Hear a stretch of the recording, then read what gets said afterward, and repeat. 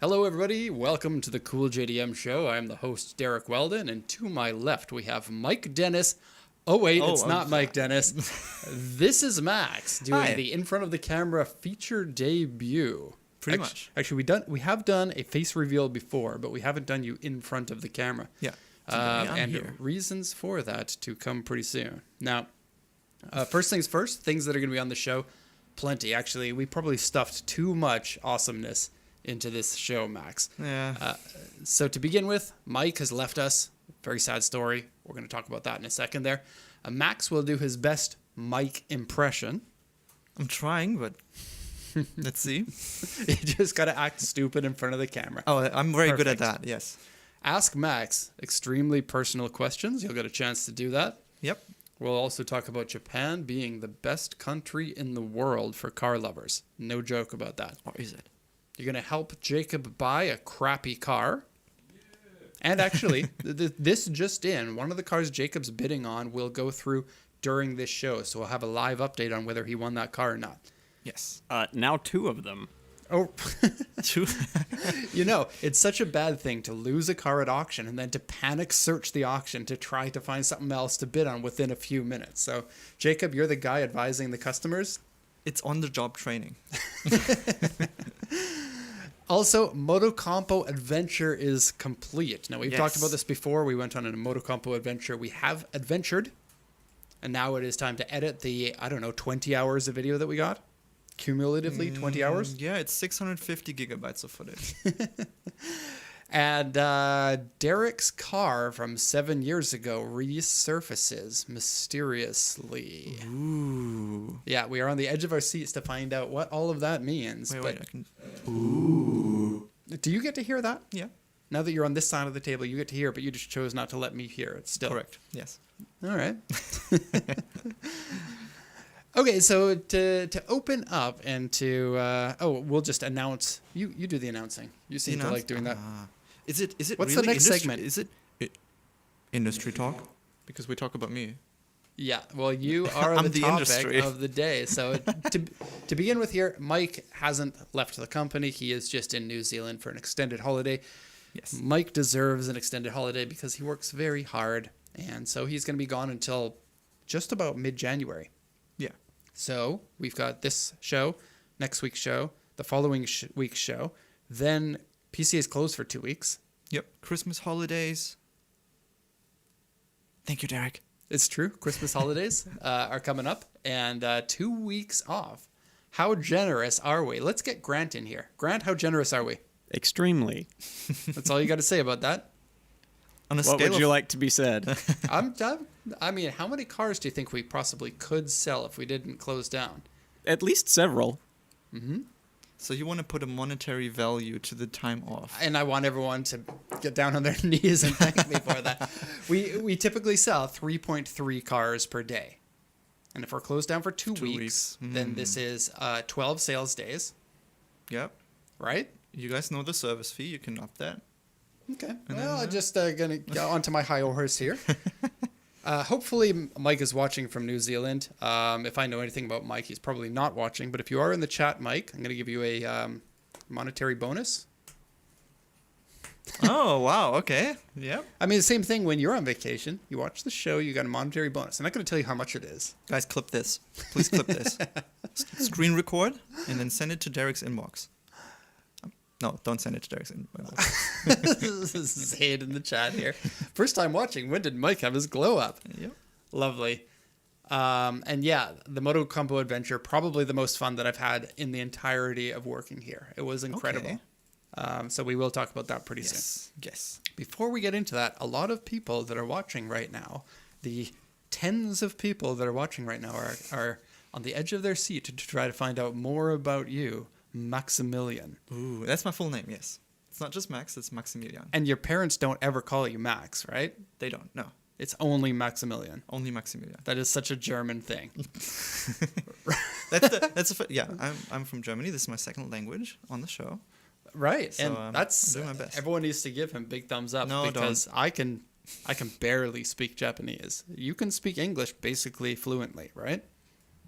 There's still some words where I struggle, but generally, I don't feel like I have a problem communicating in English now.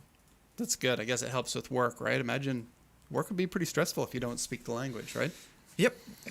Okay, and so we're going to do a little mini interview, and you're going to get a chance, too, to ask questions to Max. Like I said in the beginning of the show, this is your chance to ask personal questions to To me. Maximilian Scheffler. Scheffler.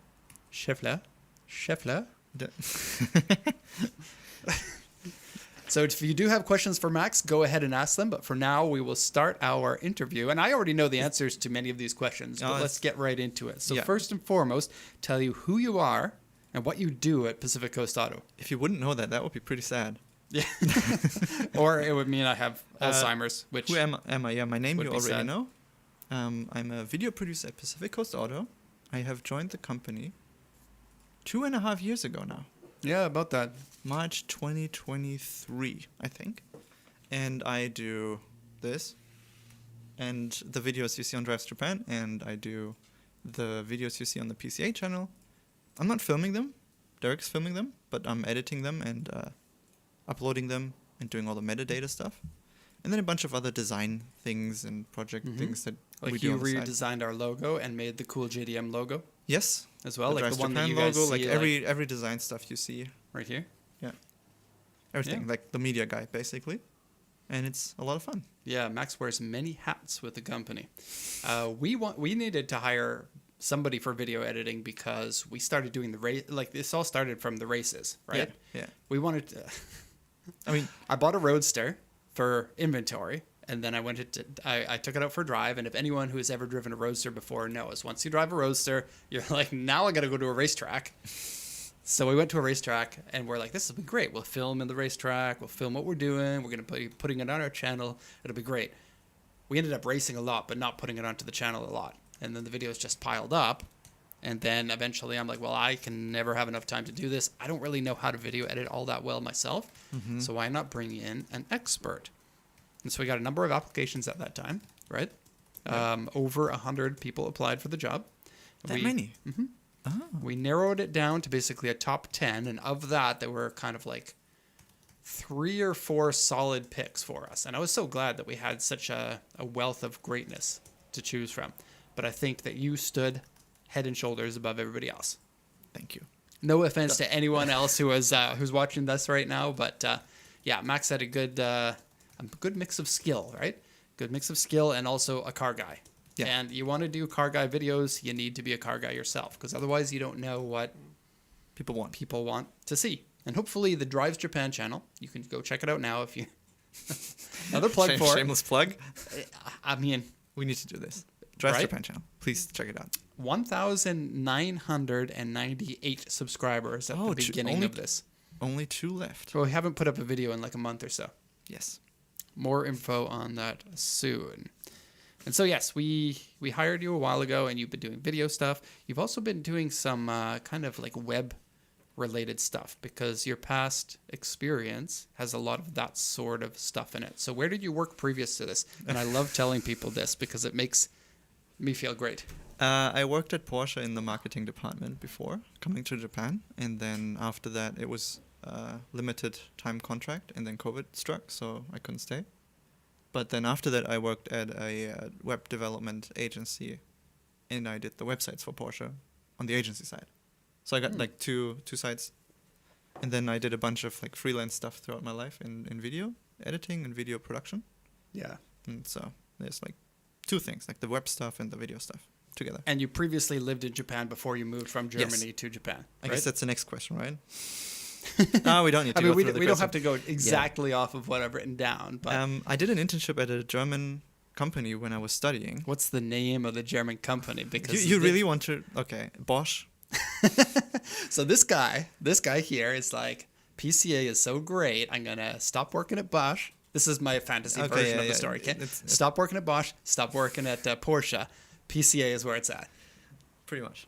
Pretty much. And then I worked at Bosch, wanted to do an internship abroad, asked the guy at Bosch that in Japan that I worked with a couple of times, and asked, hey, do you know someone who might know someone who needs an intern? And then he replied the same day, I need an intern. And then That's- half a year later, I was on the flight to Japan. That's amazing. And I didn't know anything about Japan. I didn't speak Japanese at all. But you still wanted to live in Japan, right? I'm a car guy, and we're doing this episode about Japan being cool for car guys. So that was my like thought process behind it. We're doing a lot of Footsies, footsie under the I'm table. gonna switch my foot position. And basically knew nothing, and then that was in 2016. Fell in love with Japan. It was half a year of internship, but I wanted to go back to Germany to do the master's degree, so I didn't stay. Look at this. I'm probably the only one who works here with a master's degree. So I worked. Then I came back to Germany, worked a bunch of times, and then. And look how cute he is too. Can you stop flattering me, please? Hey, first time this is on the camera. Not first time on the camera, but first time hosting the show. This is your initiation. We're going to try to break you down. So again, people in the chat, if you have unflattering questions for him, go ahead. Yeah, unflattering questions. That's a good idea. Or for me too. I mean, we can be in this together. Yeah, for Derek too. Go do unflattering things for Derek. Yeah, so then at some point during COVID, me and my wife decided, hey, let's go to Japan once again. And then we came back on a working holiday visa. And during that time, Derek posted the job listing. And it was kind of being here at the right time. Because I got to know PCA through YouTube many years ago. And I remember him complaining about needing a video editor. I don't know, like 6-7 years ago already. Yeah, I mean, not complaining, just kind of voicing my opinion on the fact that we don't have a video editor. So, yeah, seeing that went up, my wife sent it to me. Like, hey. How did she find it? She was looking for a jobs job? in Japan. We were both looking. So every time I looked for her as well. And then she looked for me too. I didn't even know that. I should thank her next time I see her. Yeah, and then I applied and then got the job. And your wife is... Can we ask questions about your wife too? Yeah. I think this is really cool. So most of the whiteys, like us, that come to Japan are marrying Japanese women. I'm not sure why that happens, but I guess it's the fact that 99% of the women in Japan are Japanese. Maybe that's it. Yeah. You married before you moved to Japan. Yes, and it's she's also German, so non-Japanese. Right. But we met in Japan when I did the internship. Weird. Through a friend that I In a played good video way. games with 10 years ago. When I was 10, not 10 years ago. When I was 10, I was playing video games, Trackmania, by the way, great game. I've never played it. And Everything you say about it, though, makes it sound awesome. yeah, it's great. And that's he connected us, and then that's how we met, and then we stick together. That was good. Yeah, it's cute. Cute story, man. Do you want to go do a few questions? I want to know about your first car in Japan first. Oh, because yes, as I did a car a stupid guy, decision. As a car guy, we want to know about these sorts of details. You moved to Japan and you on an internship. On an internship for half a year, and I had the great idea to buy a car during that time. And you're like, I love Initial D. And so... No, I was just looking for the cheapest car that I couldn't get in Germany. And I bought the cheapest cappuccino from a dealership that was available. How much? It was. The car itself was 180,000 yen. Oh my... so wait a second. What time frame are we looking at here? 2016. It was in October 2016. It's 9 years ago, eh? Wow. Time flies. Yeah. So Cappuccinos for 180,000 yen. I blew the engine a month later. Because it was the cheapest cappuccino that was available in Pretty Japan. much, yeah. I think it was sitting for ages. Tell me, was it an early model or a late model? Because Early model. It was early the models FH1. had 5-digit odometers, so you don't know the mileage on them. It had, on the odometer, it was like 69,000 something. Is that funny? No, not at all. I don't think that's funny No. either. But it's probably 269 or 369. I don't know. I mean, honestly speaking, a cappuccino isn't a car that's going to rack up high mileage because it's more of a toy than anything else. Yeah. Most likely was 169. Yeah. It had a, what was it? American Racing body kit on it? American Racing. Is it called American Racing?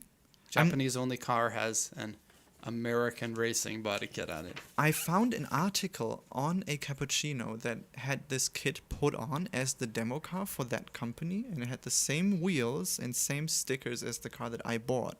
So I'd it was like to probably an old imagine ex-demo car. that that's an old ex-demo car that has never been driven. And then I was dying to find out where that car went after I sold it to a dealership. And then just recently, while working here, we were looking at like these sites where you can find import information to the USA. Right. And I found the VIN number of that cappuccino in the system, and it went to San Diego at some point. But I have yet to find where that car has gone. Wait, you got the VIN number and you confirmed that it was actually your car. The system said this VIN number was exported to San Diego in 2017. Oh, okay. So your car blew up the engine. Replaced and the we're missing engine. a piece of the story. Yes, sorry. No. I want to hear when the engine blew up. What were you doing? Doing the uphill on Mount Haruna at night at like 2 Living the a.m. initial D dream. Actually, it was 2 a.m. It was actually 2 a.m., yeah. Oh my God. What do you do? Live in Japan on an internship. Don't speak the language all that much, right? A little bit. Yeah. And then your engine blows at 2 a.m. in the middle of nowhere. Yeah, on top of And you Mount got Haruna, saved basically. by the ghost of Takumi, didn't you? It sounds so insane, but it actually is what happened. I got to meet a few people. The guy was in his, I think, late 40s. He drove 1186, the 3-door. And So Itsuki, not Takumi. yes, but it was an 86, not an 85. And that guy, okay, I'm going to tell the story now. That guy, I was walking up to him, be like, hey, I really like your car. He's like, that old car you like? Yes, I do. So back then, the whole like internet initial D, every foreigner likes the 86 thing was not that popular yet. In I guess. 2009, 16. 2016. Yeah. So he at least he didn't know that this car was precious to some guy from abroad. And then more and more friends of him came up, like younger people who were taught by him how to drive that specific road and stuff. And then they started like, okay, we'll get going to drive, and do you want to come with us? And it just followed them. It took one corner and I couldn't see them anymore. Oh, I mean, even if you were an amazing driver, Cappuccino's not going to keep up with most cars on the road. Yeah, but they were insane. I drove with them in the 11 uphill and downhill, and it was a 20 valve swapped car with Lexan windows. He told me he had around 210 horsepower out of the 1.6. Ah, yes. So he's probably been working on that car for some time. He told me he bought the car brand new, Wow. and every year he tinkers with it, and he's done so for 30 years now. And he drives the mountain road literally every day. He was doing the gutter run. Like- It was completely insane. Like So it was it was the ghost of basically Takumi. the ghost of Takumi, and you like. There's no internet story about that guy whatsoever. I No. don't think he wants to, predates but the internet. yeah. That was How old were you at this time? 21. What an experience for a young 21-year-old, eh? Literally, I was like, I'm gonna go to Japan and live the initial D dream. And you actually did. And it actually I happened. mean, you had to have your engine break to get... No, we met before, and then like he was actually on the passenger side while I was driving, so he was like, "I want to see how the cappuccino performs," and then we stopped at the top of the mountain. The engine shut off. It's like, oh no, yeah, that's when I lost the oil. Like it literally threw a rod through the bottom end and the head. Like it separated and like, boink, and it was 2 cylinders only after that. So what happened? No is wonder you were so slow. it was with the engine that I got in there after that. The car felt twice as fast. So it had its there you go. problems And you would before. have kept up with Mr. Lexan Windows. Never, no chance, no chance at all. And yeah, the solution to the issue was roll down the car in neutral from the mountain, and try to make it into that guy's shop because he had a shop. And then Was his shop within rolling distance of Yes. the mountain? we actually rolled down the mountain. Now, do you into think his he shop. picked that location just for that? I don't like, know. if my car breaks down in the mountain, I at can just- least I'll be able to get home Yeah. each time. No, it was crazy experience, and he swapped the engine for a used one within a week. For you? For me. Oh, you did the work at his shop? He did the work at his shop while I was back in Tokyo working for the week, and Yeah. then came back next weekend to pick up the car. Oh, that's so cool. You were so like- lucky that... Mega lucky. I called my parents that night. Like, by the way, Crying. I'm stranded in the middle of nowhere, but there are these Japanese dudes that helping me. I wonder what your parents were thinking. Have They you were- talked to your parents Yeah, since then and yes. went, what did you think of me as a young Oh, guy? they told me next day immediately. Like they were saying, "What the f do you think you're doing?" How do you say that in German? I don't know exactly how they said it, so I wouldn't do it. Swearing in German sounds extreme to me. The regular German sounds extreme as it is. Yeah, That was the story of the cappuccino. I sold it, didn't make money on it, but it was a fun experience. Like owning a car for 3 months in Japan. And Doing Cappuccino, this. what a cool little car to Yeah. own. Because, again, like they don't have them in Germany except for some rare imports. You could get them through the UK. There was a limited run of cappuccinos in the UK. With the 1000cc engines, right? No, same engine. Oh, really? And they only changed the gauge cluster to have miles per hour on it. I That's do the know only that they change. sold those. I thought they had a bigger engine, but it could be confusing it with something else. Yeah. Okay. Now questions, just for a little bit. Yeah, you got some questions you want to answer? RX-7 or RX-7? Yes, RX-7. What's Mac's favorite video he has produced so far? I think the Fit versus Swift video. That one came together real quick, too. Yeah, That I think wa- that it was like efficient and it was well done, I think. I filmed something cool, so I want to edit this immediately, and then the ADHD hyperfocus kicks in, and you're just going like ham on concentrating on one thing, and it came out quite good. I feel And that's our best viewed the video best on the performing channel at the video. moment. Yeah, I think the Dyna sales video was another highlight to me. That was like kind of your first? The first that you had full self-filmed control on. and yeah, the first one full control. Yeah. So I think those two. That one actually did more than the Fit and Swift video. Isn't it up to 200,000 views now? Yeah, something like that. In But that one's not on the Drives Japan that's channel. still That's on on the this PCA channel. I think those two. I would suspect the race videos I filmed will be one Hold of on, the Max. highlights. Time. Okay. I'm sorry. I just wanted to do that because I thought it would be funny. Yeah. Any other questions? Yeah, Somebody's a lot. Zaid Actually. is saying some German in the chat. I saw that when I looked over, but I'm not going to say it because you're always yelling at me for mispronouncing words in German. German and English are basically the same. Ich bin ein Dummkopf. Okay. Someone asked, "Can I get a monetary bonus too?" What? I don't know that person. Who's the person? Coffee pumper. Yep. You get a bonus. Has Max ever worked at Scheffler? No, I have not. Is Scheffler actually your family's company? No, it's written differently than my last name, but I get this question in the automotive industry all the frickin' time. Really? I don't even know the brand. What do they do? Scheeffler. Schaeffler? Is it It's pronounced the same? Pronounced the same, yeah. I'm just with E instead of AE. And I don't actually know. I think they're kind of a competitor-ish to Bosch. Okay. So, doing injection stuff, I think.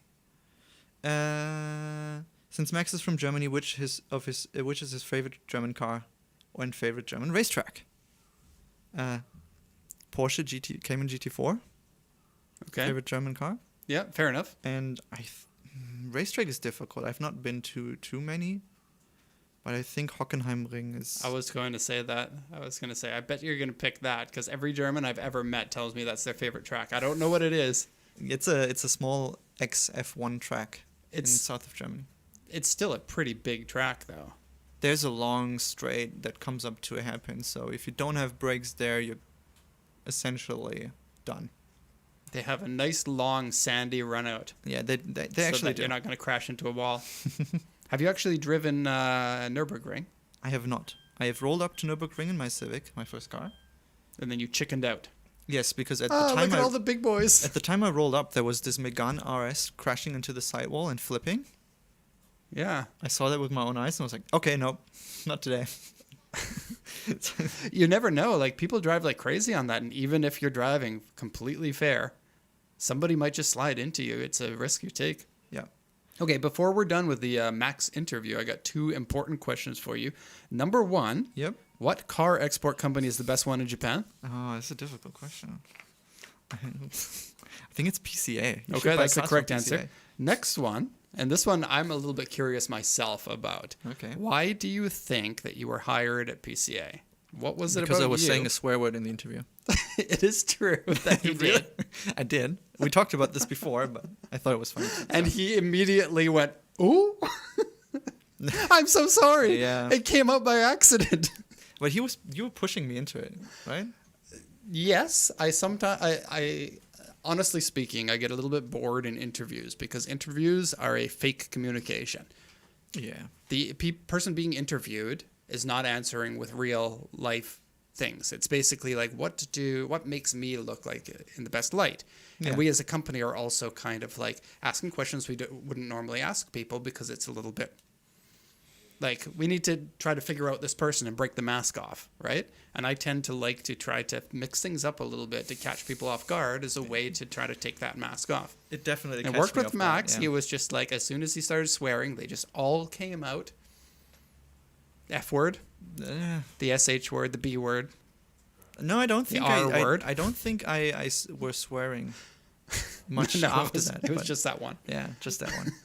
But I wonder, and I think you said that like you were worried that might lose your chances to get the job. yeah, it was a little bit of that, but I was also thinking about all the other applicants and how they did the video, and does the video that I did match your kind of style and what you want. So Yeah. yeah, that I think we're really glad that we got you because it's a little bit hard to explain, but like as a company, we have to sell ourselves to people. That's the whole point of these videos. But we also want to have that honesty and integrity, right? You've been Yeah. working with me for long enough, and you kind of know how I work, right? Yeah. If things aren't correct on the surface level, it's like you're lying to people, and I just don't want to have any of that. And I needed a video editor that understands that. Yeah. And it's a little bit difficult to compete with everyone, and you probably go through this all the time. We could probably make a better video if Derek weren't so anal about making sure that the video is going to be honest. and full of integrity. But Right. we also want to be that company that puts videos out that are full of integrity. At least Yep. we try. Sometimes So we do basically things what I'm wrong, but- saying here is I make it very difficult for Max to do his job. Because Yeah. like all of the best performing videos are basically crap that appeals to a wide audience that doesn't know better. Like there's a ton of car videos that people will review a car, and then I watch it and I'm like, you don't really know what you're talking Yeah. about, do you? And there's gonna be situations where we don't know what we talk about. It happens all the They're time. all over the internet. Yeah. I've done this for long enough. Actually, this channel, I'll bring this forward from the show. We were going to talk about it later, but the channel, as of today, is 15 years old. Yeah. So the 15 PCA years. channel is exactly 15 years old.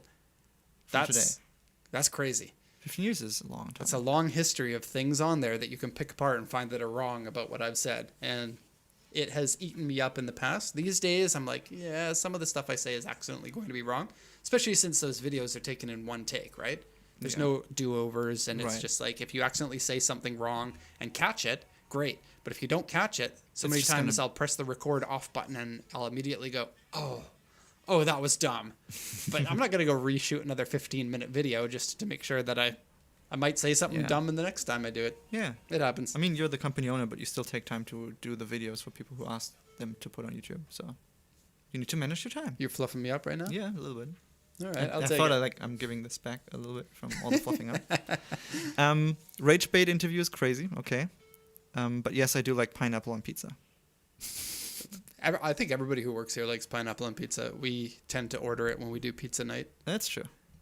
Do we want to go on to living in Japan for the car lover? Yeah, we're already This is half an me hour into pointing the at show. the clock, but with my mouth. Yeah, you don't want to talk about yourself anymore, no, do you? No. Thank you for the questions. I'm happy to be here, and I hope you enjoy the content that we do. It's been fun. Yeah. Oh, and this whole podcast is done by you, basically, right? There's a big mixer here, So so you do every the- time I press here and do something here, you know this is why. There's the stuff set up here. Yeah, you're the technical side of it, and I'm the. I do, I guess, most of the planning for what we talk about on the show, right? Yeah. And Mike just kind of like does work and stuff like that and doesn't care about how the show I goes. think no, he does. He does like 5 minutes of looking over the schedule beforehand and goes, "Yep, I can do this." Okay. We got him in for the sexy voice only, basically. Our topic, the main topic, is what is it? What it's like to live in Japan as a car lover. The best country in the world to live in Maybe. as a car lover. Maybe. No, I'm going out on a limb. I say that there's no other better country, and I've Okay. got the stats to back it up. Oh. Okay, so living in Japan is really like living the dream if you are a car lover, and here are the reasons why. To begin with, and this is just this is my thesis statement. Japan has a strong car culture for car meets, racing, photography, drifting, etc. You say that's true? Yep, that's true. Okay, we can move on. First point. The rules in Japan for modding your car are reasonable. Yes. Now, Absolutely. we're talking to car lovers that are watching this show. And car lovers are always going to think that the rules are impinging on them doing what they want to do. Mm-hmm. It's true. There's also the fact that the roads need to be safe. Yes. If car mods are allowed to do whatever you want, it will get a bad reputation. That will lead to More strict rules. More strict rules, like in Germany, which we will talk about. Yes. I think that Japan is very reasonable with what they allow on the roads and what is considered safe. Absolutely. And it's pretty easy to understand what you're allowed to do here in Japan because it's all codified very well. Mm-hmm. And every 2 years, you have to get the car re-inspected, and it has to match certain criteria. And so if you've got modifications that don't qualify, then you won't pass, so you'll know then that your car isn't legal. At latest. Is your car right now currently legal? Yes. Is that a lie? No. Why do you take the underglow off of your car every time that you go and do shotgun? Because it's a gray zone. It's not illegal. It's a gray zone. I mean, the garage told me that I wouldn't have needed to take it off. Okay. Yeah, don't take So- it. It's honestly a pain in the butt to take off and put back on. It is. So next time you're not going to do that. No. How gonna about your try. muffler? That's completely fine. How about the LSD you have? Completely fine. How about the bigger than normal size tires? They are not bigger than normal size. They're wider. No. Huh? Same stock size on mine. You idiot. How about the aero parts? Rear spoiler. Completely fine. Okay. How about the window tint? Do you have any window tint? Yes, but it's OEM and it's completely fine. But it's dark. Can't see at night. Okay. How about your fog lights? Completely fine. Probably not legal, honestly. No, it says on the package for the LEDs that they are shocking okay. Really? Mm-hmm. How many times brighter than the regular stock fog lights are they? 6 times brighter. And they're still legal. Yes. Okay. Well, Japan's pretty reasonable, I'd say. Yep. How about that? The only time you need to register a mod in Japan is when it's a structural change. And I think that's very reasonable. And structural change means you put a wide body kit on it. So the And dimensions of the car right. change. Or you put aftermarket suspension arms onto your car that are adjustable. Or you transmission swap. Or engine swap. Or I think if you just change to the same engine, you don't have to register it. But if it's outside of the spec, Yes. then you'll and have that's to register for it. tax and emission reasons, Yeah. I think. And generally speaking, engine swaps are completely fine here. Yeah. Like, you won't get into a situation where you swap the engine, then they're like, well, this one, it doesn't comply because it's not on the list or something, right? For Germany, for example, you can't swap an older engine into a newer car because the car was initially registered with that specific emissions rating. Ever? Ever. So you put in an older engine. No wonder you left. Yeah. Okay, so in more detail, you left Germany and came to Japan, and a big part of being a car lover coming to Japan is now having open doors to do many things that you can't do. Yeah, pretty much. It's when we prepared for the show, I was like, all of these things that Derek and Grant come up with, it's a very American perspective on how much stricter Japan is in some ways. Like everyone, like the articles you see on the internet, mostly American-based written, are like, oh, Japan's shaken is so strict, and It's really not. you can't do stuff. Grant, do you want to chime in on this and say what you always say about Japanese shaken? Yeah, sure. So my take on shaken is it's not necessarily strict. It's very specific. Yes. There can be a lot of things, really, even that are wrong with your car, and it'll still pass shaken as long as the exact criteria that they're looking for. If you tick all their boxes, then nothing else really matters. It's so weird. It's quite awkward because like the spirit of the law is like down below in priority to the actual letter of the law. And I find a lot of Japan is like that. Like go to McDonald's and you say, "Can I have a nugget sauce with my French fries?" They'll say, "What? No." And like, "Can I pay for it?" No. Japan's very much like that. Yeah, set menu.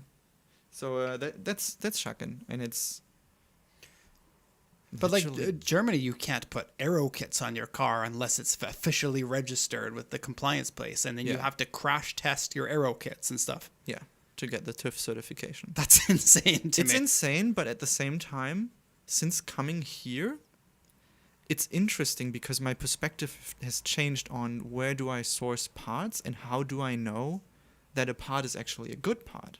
Yeah, I So guess you go on eBay, Yahoo Auctions, Mercari and stuff. You see all of the parts that you could potentially put on your car, but it's hard to find if that part is actually a good part. That's interesting. But as soon as I see something, even here, that says this is TÜV certified, I'm like, okay, I know that I can trust this.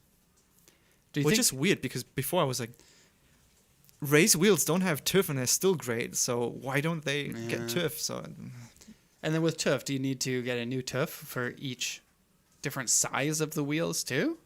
you need to have it checked at the TÜV station, and usually the wheels come with paperwork. And then once you get that registered, you can only have the wheels that you have registered in the paperwork on your car. And you have to keep the paperwork with you. Yes, at all times, and you need to change the car registration documents as well for specific types. There are easier ways, but let's not get into all of the intricacies. Yeah, You guys want to hear about Japan, not Germany. that's true. Okay, so this next one is something that is immediately apparent, and you don't even have to live here to experience it. As a tourist, that you are going to love this. But car spotting in Japan is like no other country, and you can just see some of the craziest cars ever in Yeah. Japan. To begin with, there are a ton of Japanese cars that you don't know about because they're only available here in Japan. Many of the K cars are like that. There's also, like, coming as a Canadian to Japan, all the French cars and many of the German and other European cars that aren't available in North America. You'll find them on the road here. Like those Rovers that you don't see them too much anymore, but the Rovers that were made by Honda. You know about those? No, I don't. Like Honda for a short amount of time owned Rover, the company, before they sold Mini off to BMW. So there are these half Honda, half Rovers. Interesting. You don't see them too much because No. it's now their 30-year-old car, a 25-year-old car. I didn't know. Just yesterday, on the road, I saw a Bug-Eye Sprite. You know what that is? A drink? No. we should have asked how much you like dad jokes as one of the interview questions. Yes. Can you bring it up onto the screen what the Bug-Eye Sprite looks like? I swear it's the happiest car you'll ever see. Wait. Is it written as the... It's called the Austin Healey, and then Bug-Eye, one word, and Wait. then Sprite, just like the drink. Bug-Eye Sprite. Oh, this guy. Okay, yes. I know this car. And so coming from smallish town Canada, you see decent cars in small town Canada. You're going to see more muscle cars and stuff from the 60s and 70s, at least when I was living there. Here in Japan, you see everything because there's no laws restricting the import of cars. In Canada, it must be a 15-year-old car. In US, it's 25 years. For some countries, it's like this car needs to be newer than 3 years or something like that, or has to pass emissions. In Japan, it's just like, can you get the car here? Great. Stamp, you get your car. Right. I mean, it is more complicated than that, but for the most part, everything can be imported here. In theory, you can get... If you have the money, you can get it. It's kind of like Which the thing. means car spotting can be fantastic. The variety of cars here is insane. Everything's here, right? Everything. Like, and... Wait. Yes. Speaking of bizarre everythings, just this week, some of the craziest spotting I have ever seen. I Oh, was yes, out for please. a random walk near my house and went by a car shop, and out in front they had a Shelby Cobra replica Oh, yeah. with a Jaguar V12 in it. I didn't even know this was a thing. The carbureted engine. Yeah, 6 right? carbs. So all of that effort to put that in, and you still are only getting 295 horsepower. And you've got to tune your 6 carbs. But it sounded so cool and unlike what you expect from a Cobra. Yeah. Oh, I would have loved to hear that. I thought you got pictures of that, right? Or at least the listing, because it's for sale. Yeah, currently? I found the car sensor We were listing going to talk for about it. that today, but we forgot to put it into our otherwise very cramped And it's show. $100,000. Not much, eh? Okay. I'm also looking at the clock. So let's continue. Yes, sir. But- Racing in Japan. If you are a racing fan, then Japan is a treat for you. First off, racetracks everywhere in Japan. There's got to be over 100 mini racetracks, all within probably 2 hours of any population center at the max. Yeah. From us, like we're kind of outskirts of Tokyo. We're in Yokohama, 2 cities away from Tokyo, but basically Yokohama. the same area. There are plenty of them. You can go to Mobara Twin Circuit in 1.5 hours. Next to Mobara, there's Sotegawara in like 1 hour and 50 minutes from here. There is Fuji Speedway within an hour from here when traffic is okay. Then you have Sportsland Yamanashi, which is close to 2 hours away from here. You live in the biggest city of the world. You would think that racetracks are few, if any. And yet, Tsukuba is another one? Tsukuba's like 4 hours out. No, 2.5. I'm sorry, I confused that with Ebisu. Ebisu is about 4 hours out. Yeah, so Tsukuba is about 2:20 or something. Yeah, so that's pretty good. Oh, Fiero says time to plug Drives Japan. Yes, please subscribe to Drives Japan on YouTube. Amateur racing is very popular. Each track will have their own events, like what we do, the endurance racing, right? Drift events, of course. I got a little category for drifting, so I won't talk too much about that. But the cars in Japan are generally pretty cheap, and running a racing team is pretty inexpensive way to get onto the track. And I think as a result of that, you don't see too many people acting like idiots on the road for the most part. You go near the mountains, you're probably going to see people do... My mountain is a racetrack kind of driving. I get it. We kind of do that too. Legally, of course. But the racetracks, if you actually want to get racing, it is a very different thing.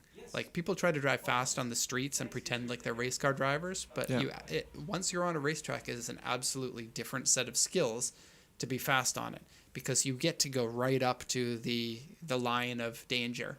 Much easier on a racetrack than you do on a real road, and you don't have to worry about other traffic. You don't have to worry about crashing into houses. You don't have to worry about doing anything illegally, and it's generally pretty cheap. You can do a day at a racetrack for $100.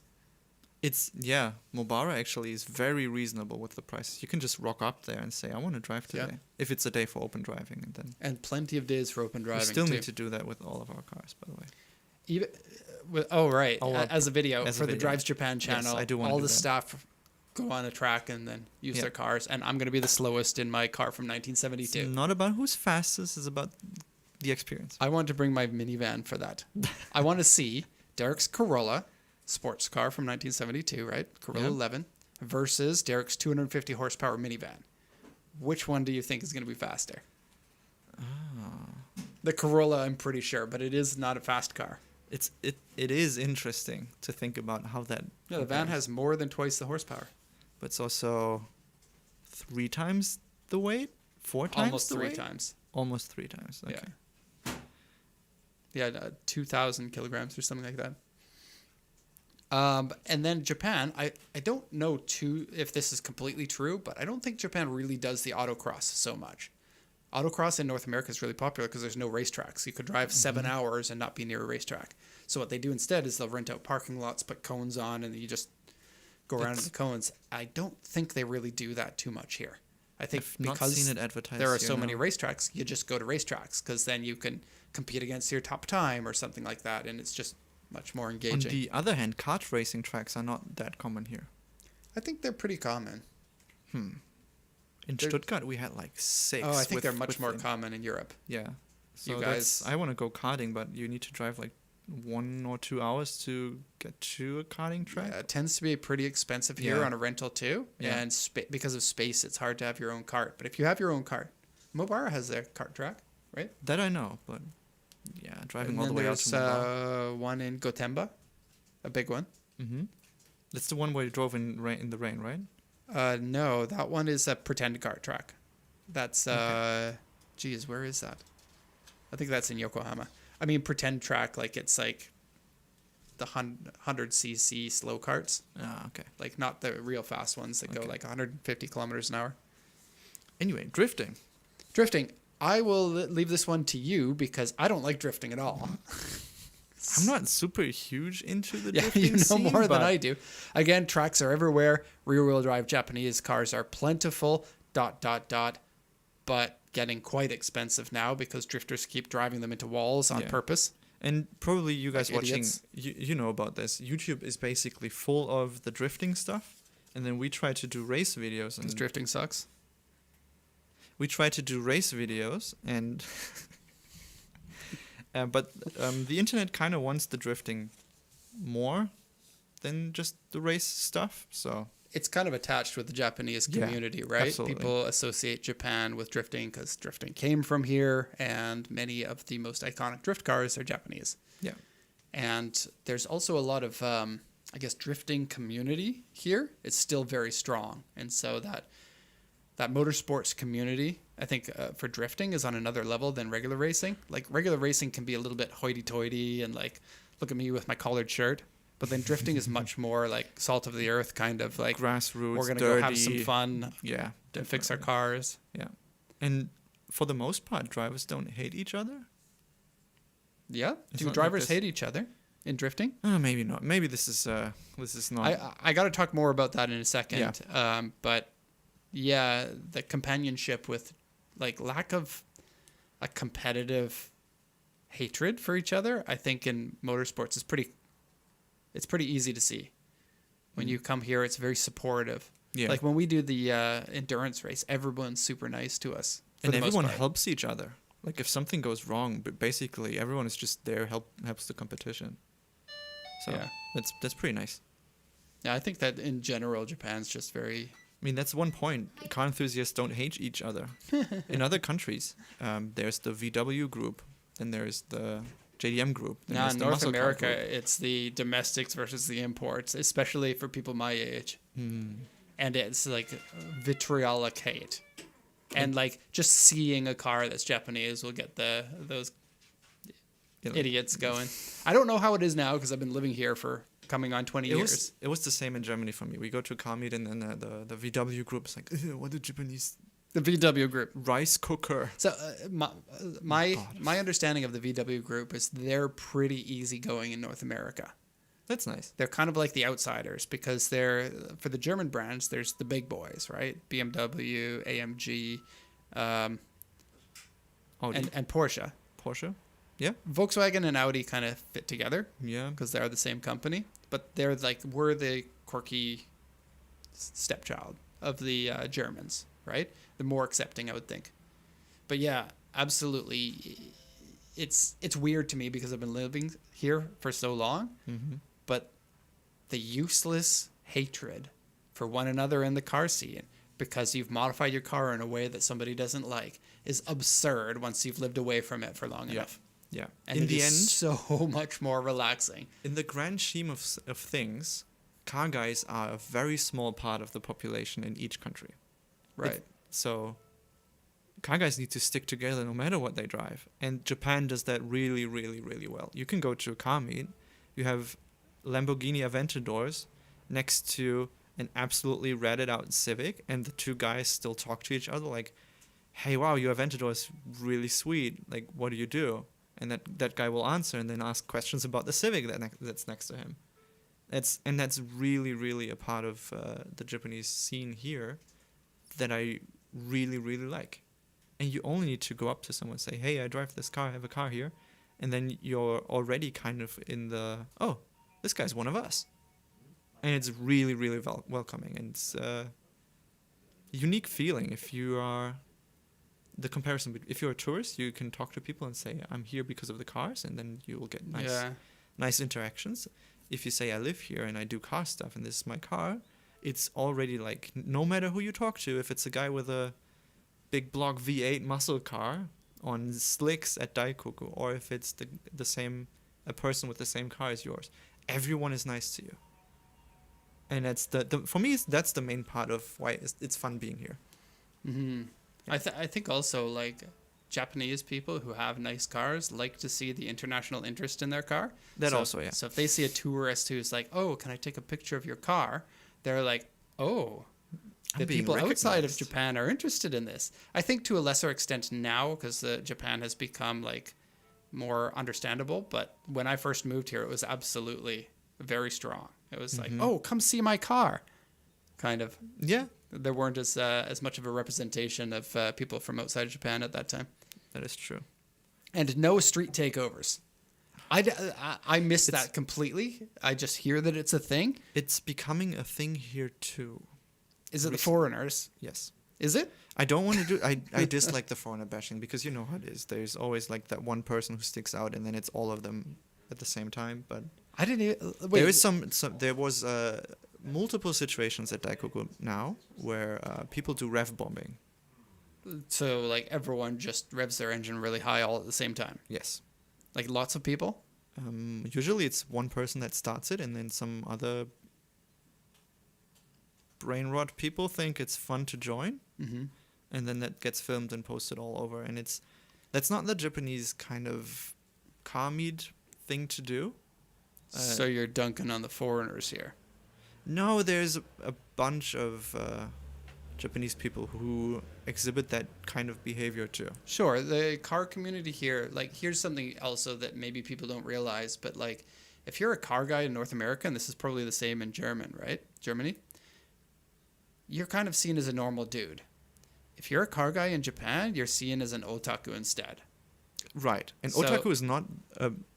otaku gets used in the Western media to be as something like you're into something special, or you're heavily interested in something. But here it's just literally the word for you are a nerd. Like, Right. you are not... This is not used to level up your personality. So like a young Japanese dude who is like on the dating profile, and he says that he's into cars, it might be a little bit of a red flag for a potential person, whereas in North America it probably isn't. I don't know. I could be wrong about that, but I kind of feel like people hide the fact that they're into cars until they realize the other person is into cars, and then it's open up and be autistic about it. It's weird because the other point that we put down is that the tuning culture acceptance.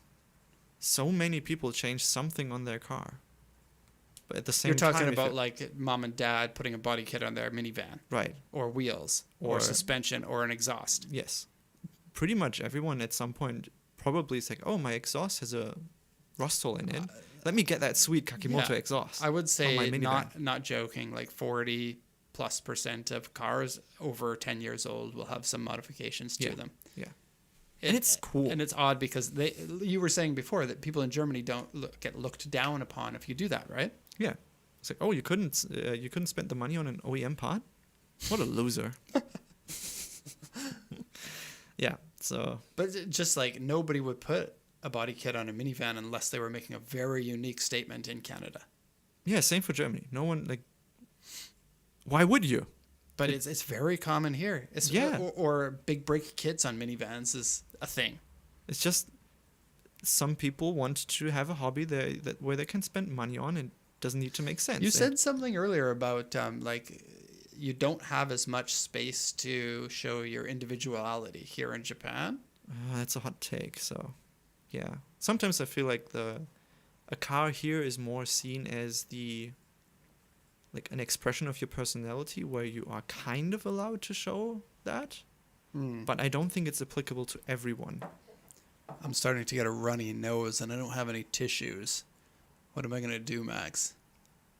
Do you want me to run and get tissues for you? And then blow my nose for me? No, that not. No. I I do that, and you look at the chat because I think the chat has to say something. Really, you're going to go get me tissues? Yes. Okay. What do we got in the chat? I see a question there that would be good for the questions. What are we going to do for the questions section? Are we just going to scroll back through the chat? Because you haven't had a chance to save the questions. Nope.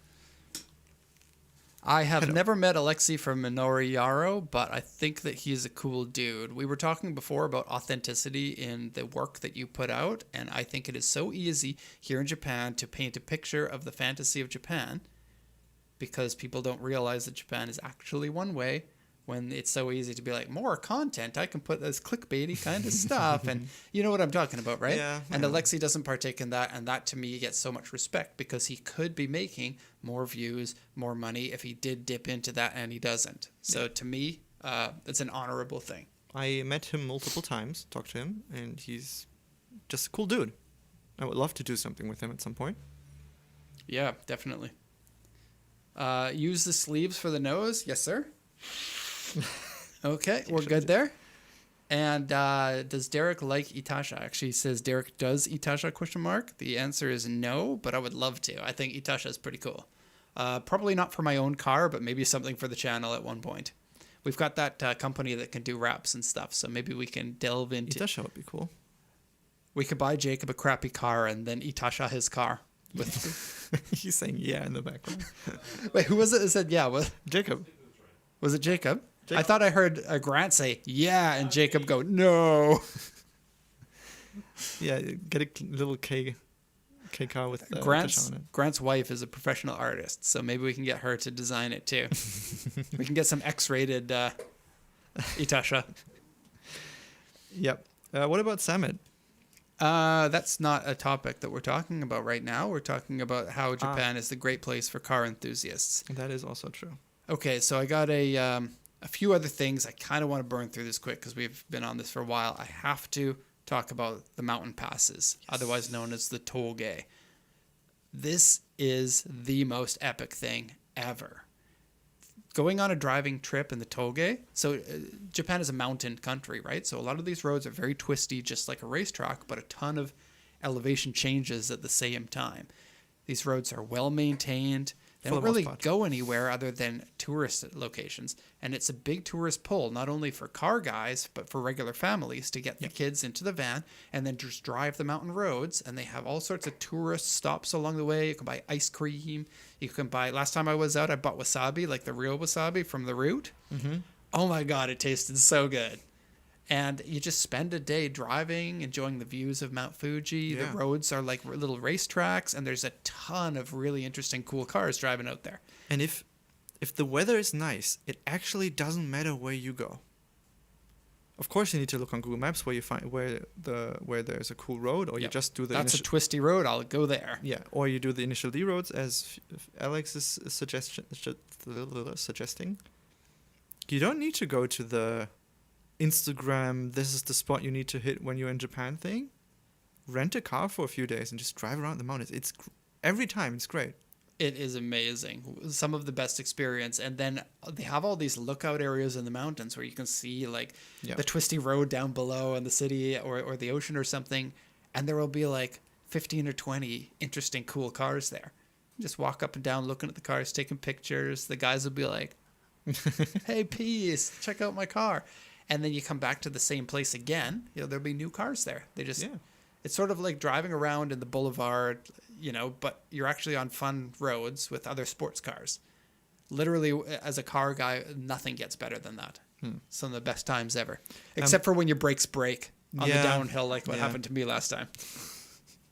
There's, Tater's gonna Tate. It was a couple of minutes ago, I wanted to bring that up. When I was in Japan on vacation, I noticed you literally become numb to some of the stuff you'd lose your mind over at home. But then you see some insane car and you get that rush again. If I come across a GT-R, I'm like, that sounds nice. But it's not the, oh my God, it's a GT-R thing anymore. I've gone through phases. Actually, because GTRs are rare to see on the road now. When I see one, I'm like, oh my God, it's a GTR. After years of just being like, yeah, GTRs are everywhere, but now they're not. Now it feels special again. Mm-hmm. So like last time Grant and I went out driving, we saw an R32 and it was almost stock. It was just the suspension, wheels, exhaust kind of. If you see a stock one, that's Happy Meal kit. Special to me. And yeah, boy, oh boy, what a great looking and sounding car. And the fact that he's driving it in the mountains is a nice treat. Do you want to talk about police in Japan? Or do you want to point at the clock? We only have an hour left in the show. Yeah, let's do this quickly. Police generally leave you alone. Okay, next one. Sometimes they do a police check at Daikoku or other parts. There's an awareness week for modifications. Really? They announced that, so nobody drives during that week. Really? Yeah.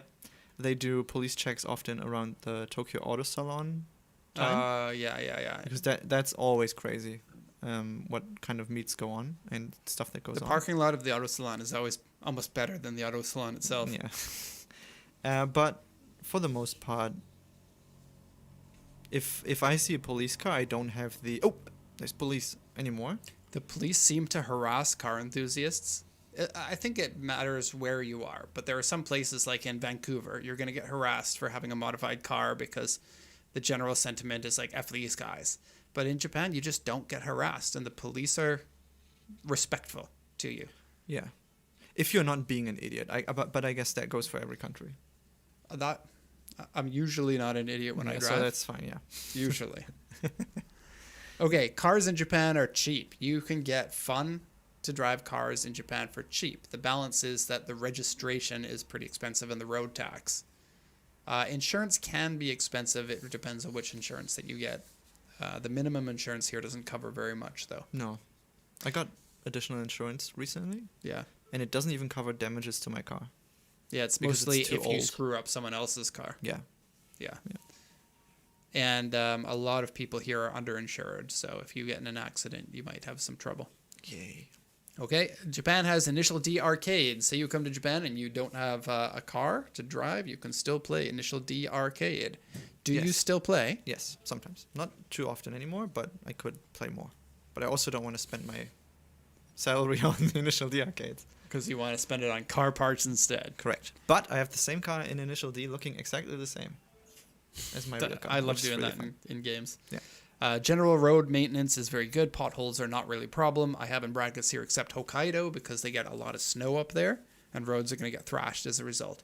But most of Japan, at least Tokyo and anything kind of below that level, gets so little snow and so little freezing temperatures that the roads don't get damaged to the same extent. I will say sometimes there is this very rough pavement that is like waterproof because of the rain. Like you have on like little rocks that stick out. That is annoying to me. It's very loud when you drive over it. Yeah. But that's the only Better than complaint here. potholes, man, that are bending your rims. Speaking of complaints, do we want to talk about things we don't like? Yeah, I think it's about time. So yes, Japan is the best country in the world. We couldn't help ourselves. We got some complaints here. So things that we don't like about car culture here in Japan. And this comes from many years of history. Like I said, I'm coming on 20 years living here. And doing business here with cars. Right, so we probably have more experience than your average car guy because we're dealing with it day in and day out. Yeah. So the first note on here, most shops don't like to deal with older or specialty cars.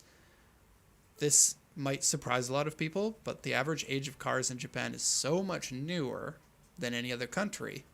And as a result, the shops don't really understand the old car problems.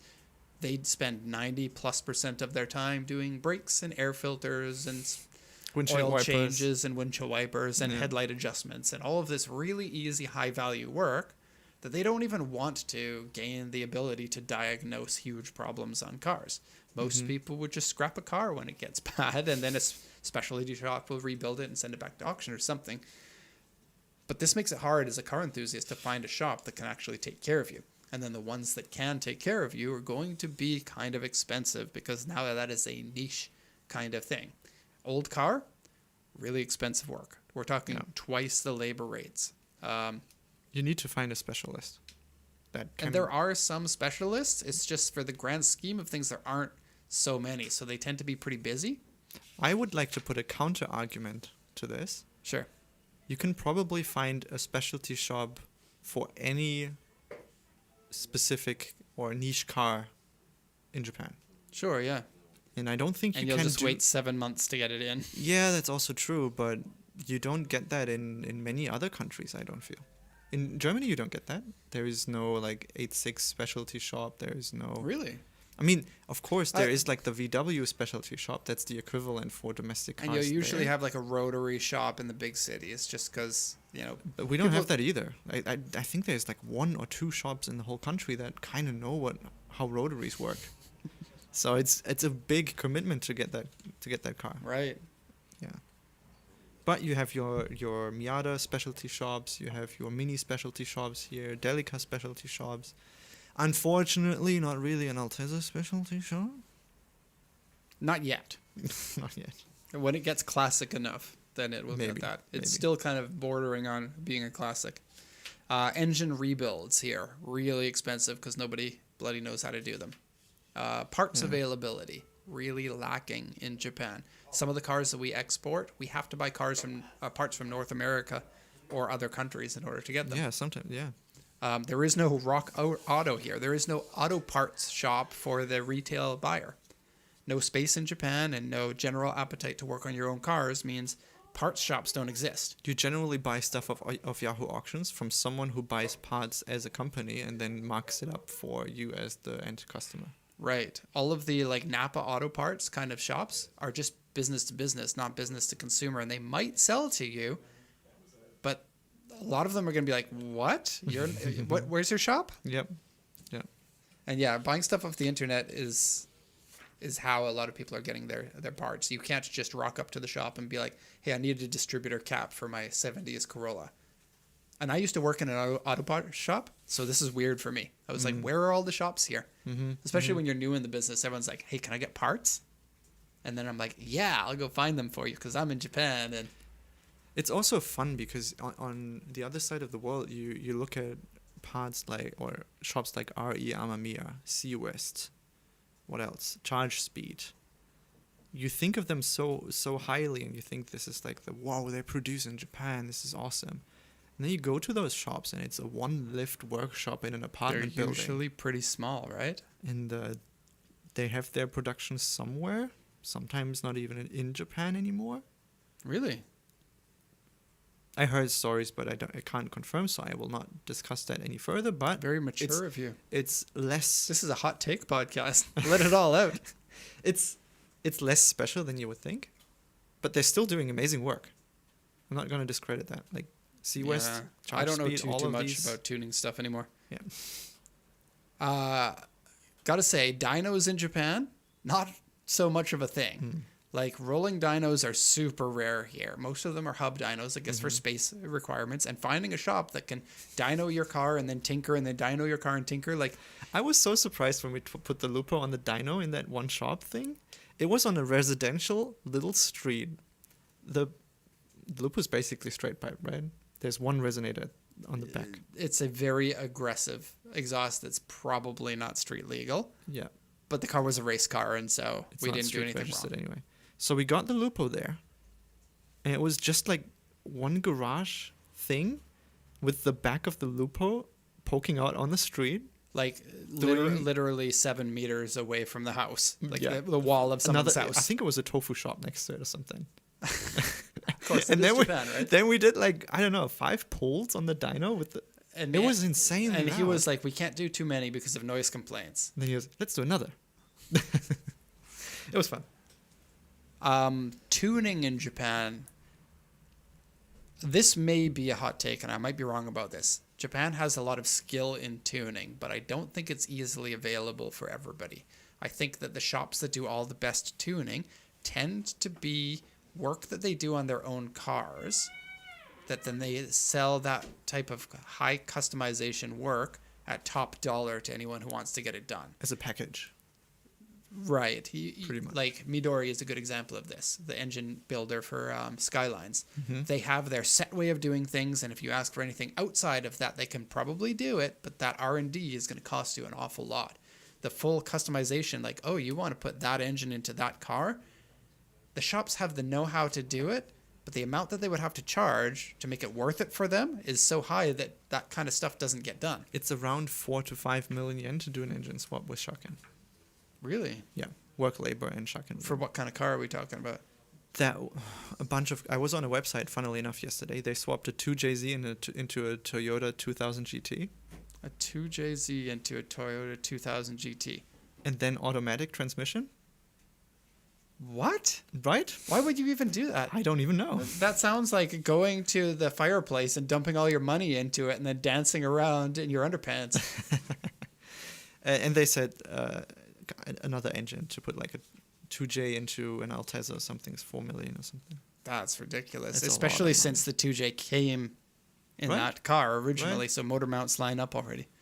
And then there was a question, is there a lot of support for standalone ECUs in Japan, or do most people just use the little add-on Links become kind of popular Link has become but popular. it's less popular than other countries. So people are still using a lot of HKS here. Power FC, you see a lot still. The Power FC without a custom tune. It's just like the plug-and-play one. Yeah, and then you tinker with your little settings. No, you don't. You buy the little controller and you never touch it. Yep. I would love to find a shop that can do link ECU tuning. I want to be the shop that can do the link ECU tuning because there is a demand for it, and we're not too far from the American Army bases, and a ton of those people don't really have great shops to go to. You know that I did the wiring diagram for the link ECU for the Roadster? I still want to find out how that came out. We haven't put that in yet. If that worked or not. Okay, otherwise, mechanic salaries are cheap in Japan. If you look at the average salaries for mechanics in Japan, it's somewhere around like 3 to 3.5 million yen per year. We're talking other countries' minimum wages for Japan. And so if you live in the countryside, you can afford to live. But if you live in the city, it's really difficult. Yeah. So mechanic shops always struggle to find qualified mechanics. And you actually have to be registered as a mechanic to work as a mechanic here in Japan. Mm-hmm. And so it's slim pickings for good mechanics. And then there's no incentive to become an extremely good mechanic if all the shops will just like nab you up no matter your skill. So there is a little bit of an issue with that. And I would say that that's one of the problems. Mm-hmm. Road taxes in Japan are a pain in the butt. They are expensive. Yep. People don't work on their own cars because there's no space, there's no junkyards, and there's no part stores. Yep. Autobox, I wrote this. I'm going to say it exactly as it's written. Autobox sucks the big one. Now, we could probably argue this because I don't think you're This could fully be a on whole board show. with this, but we don't have time. And so just let it be known that Autobox sucks the big one because you guys trust me. Toll roads are expensive. Yes. And they pretty much have to be taken, and they're everywhere. Every time that we go out, almost, unless we're just going to the mall, You spent money. you go, and it's $18 that day, $45 that day. Yeah. It's like, that's, it's you gonna spend. Gas is extremely cheap now. yeah. Have you generally seen how pretty cheap it Yeah, is? 165. Yesterday I saw it for 155. High octane. Wow. That's 155. insane. Oh, do you know why? They Japan roll just back took the the tax off. Yeah. And it was like the tax has been on for like 30 years or something. 20 or 30 years. But it was only meant to be there for 2. Yeah, Ayako told me about that. I didn't realize that it had already been rolled back. Yeah, That's they rolled crazy. it back in stages. And then Max let me know this. The traffic lights in Japan don't have sensors. No, and it bugs me. Like they are time. So you just wait there. They are time. How to say it? They run on a timer. The timer is the same, no matter which time of the day, no matter if it's 2 a.m. and you stand at a red light and no one's around you. It's always the same. Yeah, it sounds very frustrating for you. And I tend to not really care too much about that. No, it's when you're on a big road, you look down the road, you have like 6 traffic lights ahead, right? Like the main roads in Tokyo, for example. Same in New York. All of the traffic lights are red at the same time. And then all of the traffic lights go green at the same time. So you're basically doing a drag race down that road, trying to catch as many green lights as you can, and then they turn red. It's not only quite wasteful. Sounds frustrating, Max. Yeah. I want sensors on traffic lights everywhere. Mm-hmm. Anyway. Was that Okay, it? so the things we don't like about like being a car guy in Japan are very minor compared to all of the great things. And so we are blessed to be here as car dudes. Yeah. So if you are a car dude, come to Japan. Absolutely, at least once in your life. Still a great country for Company? Did you just Country. Freudian slip me? No, Okay, 'cause Rage you bait. could. Huh? rage bait. It's not rage bait. You said that we're a great company. Still a great country. Say it again, but say company instead. PCA is still a great company. Oh my god, I had so much fun in the Motocompos when we did the Motocompo adventure. Mm. We'll talk about that in a sec here. Let's First off, we got car picks. You want to call us in? Car picks without an intro, but the title changed in the background. I'd like to point out before we do the car picks that our view numbers right now are about 12% higher than usual now that Nice. Mike's not here. Oh, not nice. Oh, wait a second. Correlation? Causation? Correlation and casuality? Anyway. Car picks. We Right. got a number of them, and then one of them was submitted by somebody who sent it in the comments section. Please do, if you find a car on Yahoo Auctions or at a dealer here, and you want to hear our take on it, send it in. We'll talk about it. Show at pacificcoastjdm.com. And boy, oh boy, is that one a crazy car. Mm-hmm. But let's go through our auction picks. First one. I haven't looked at these yet. Yeah. Grant said he took some odd choices this week.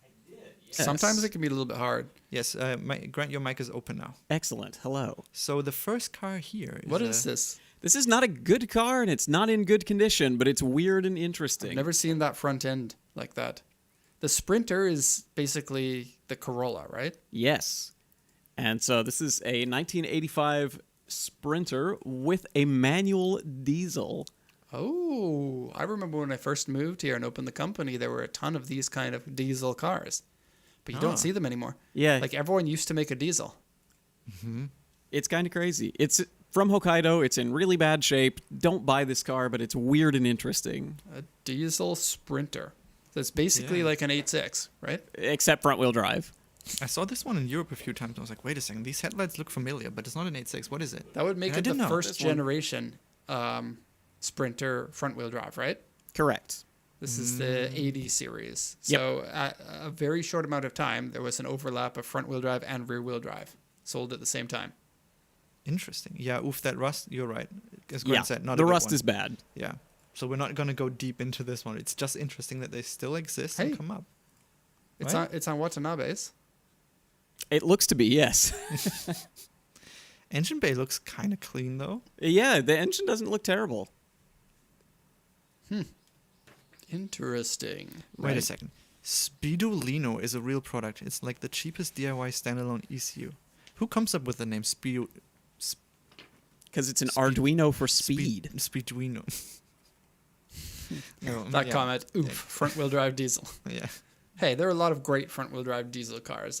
I'd love to have a diesel first-gen Rabbit or first-gen Golf.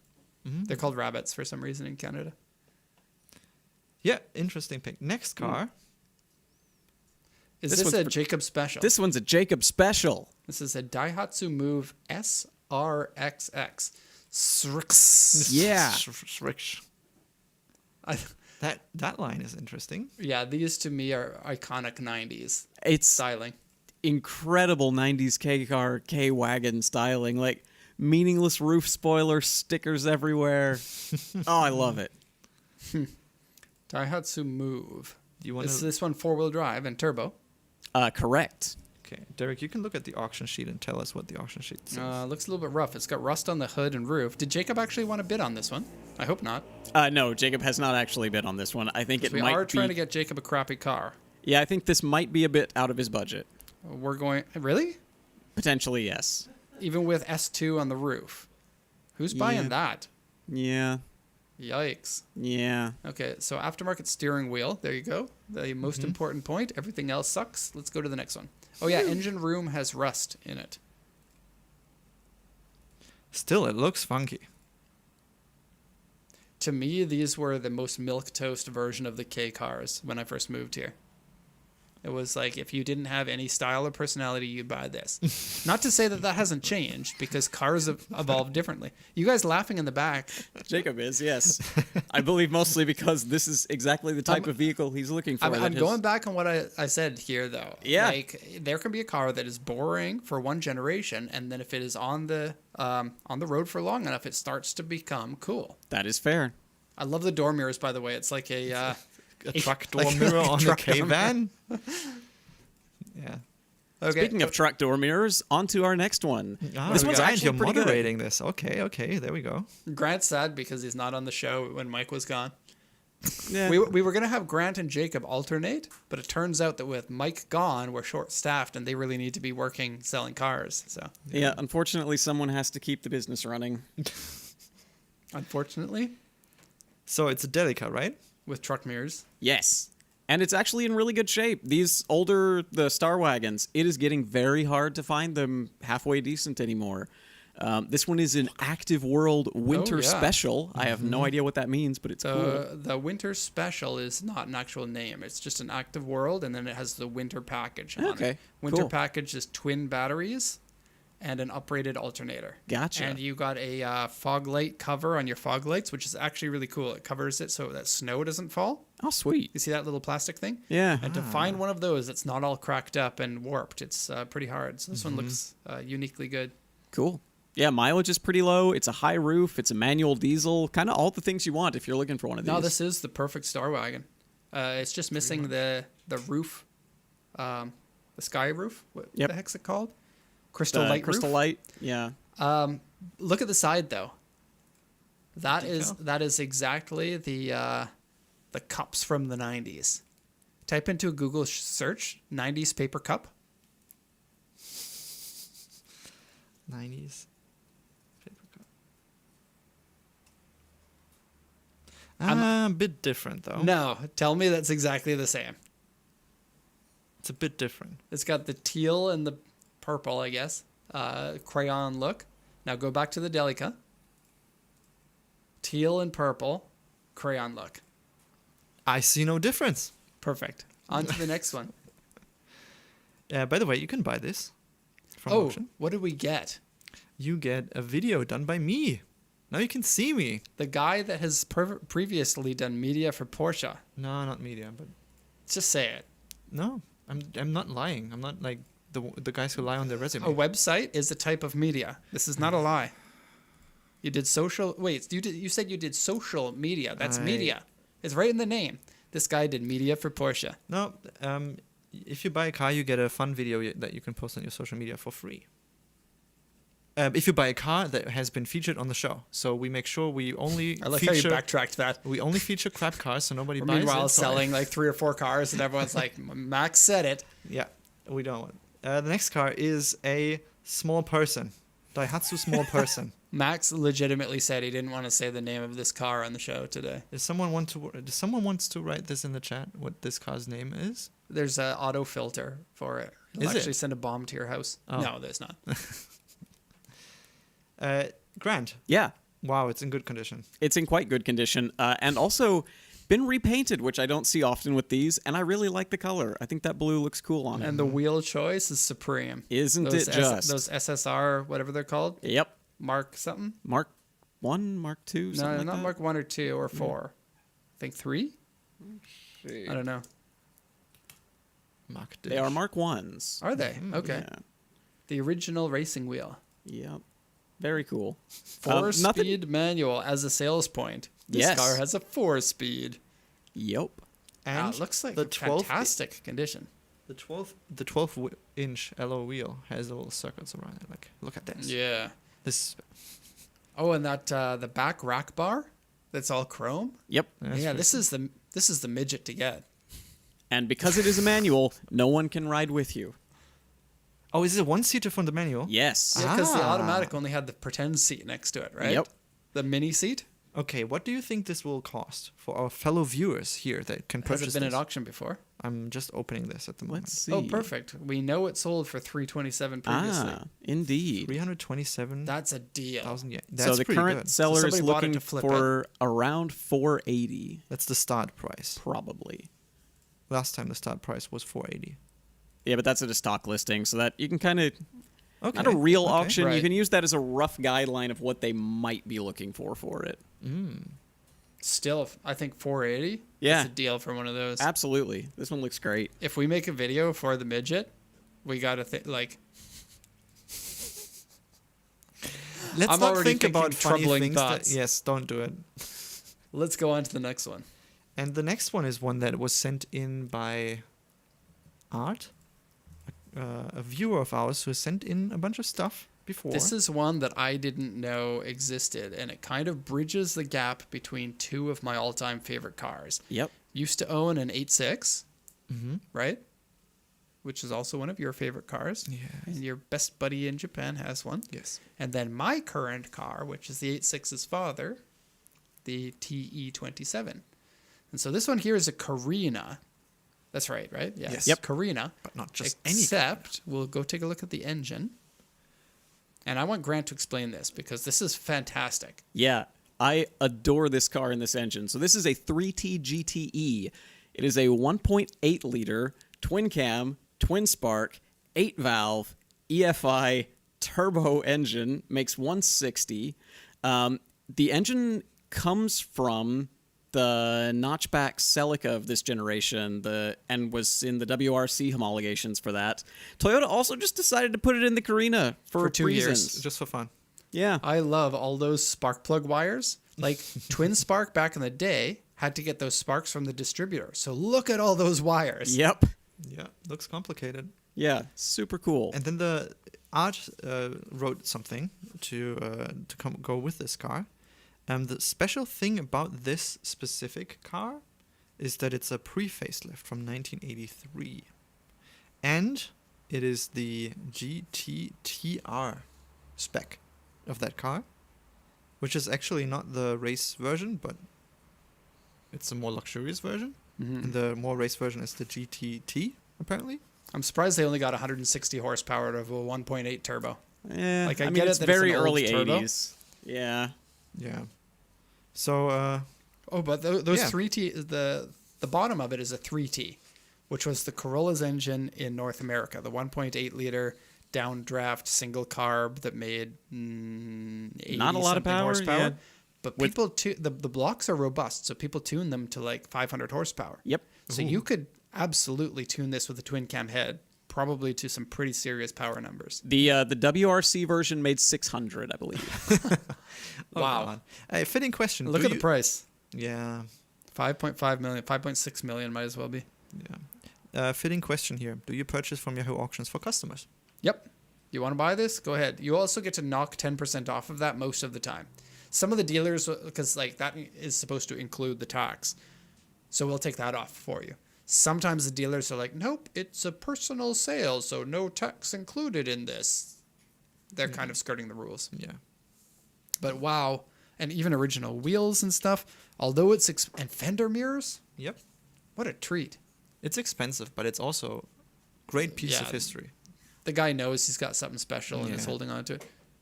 I really like how that back window works. How it's got the cut so that you can only roll down the front part of the window, Oh, you're right. Mm-hmm.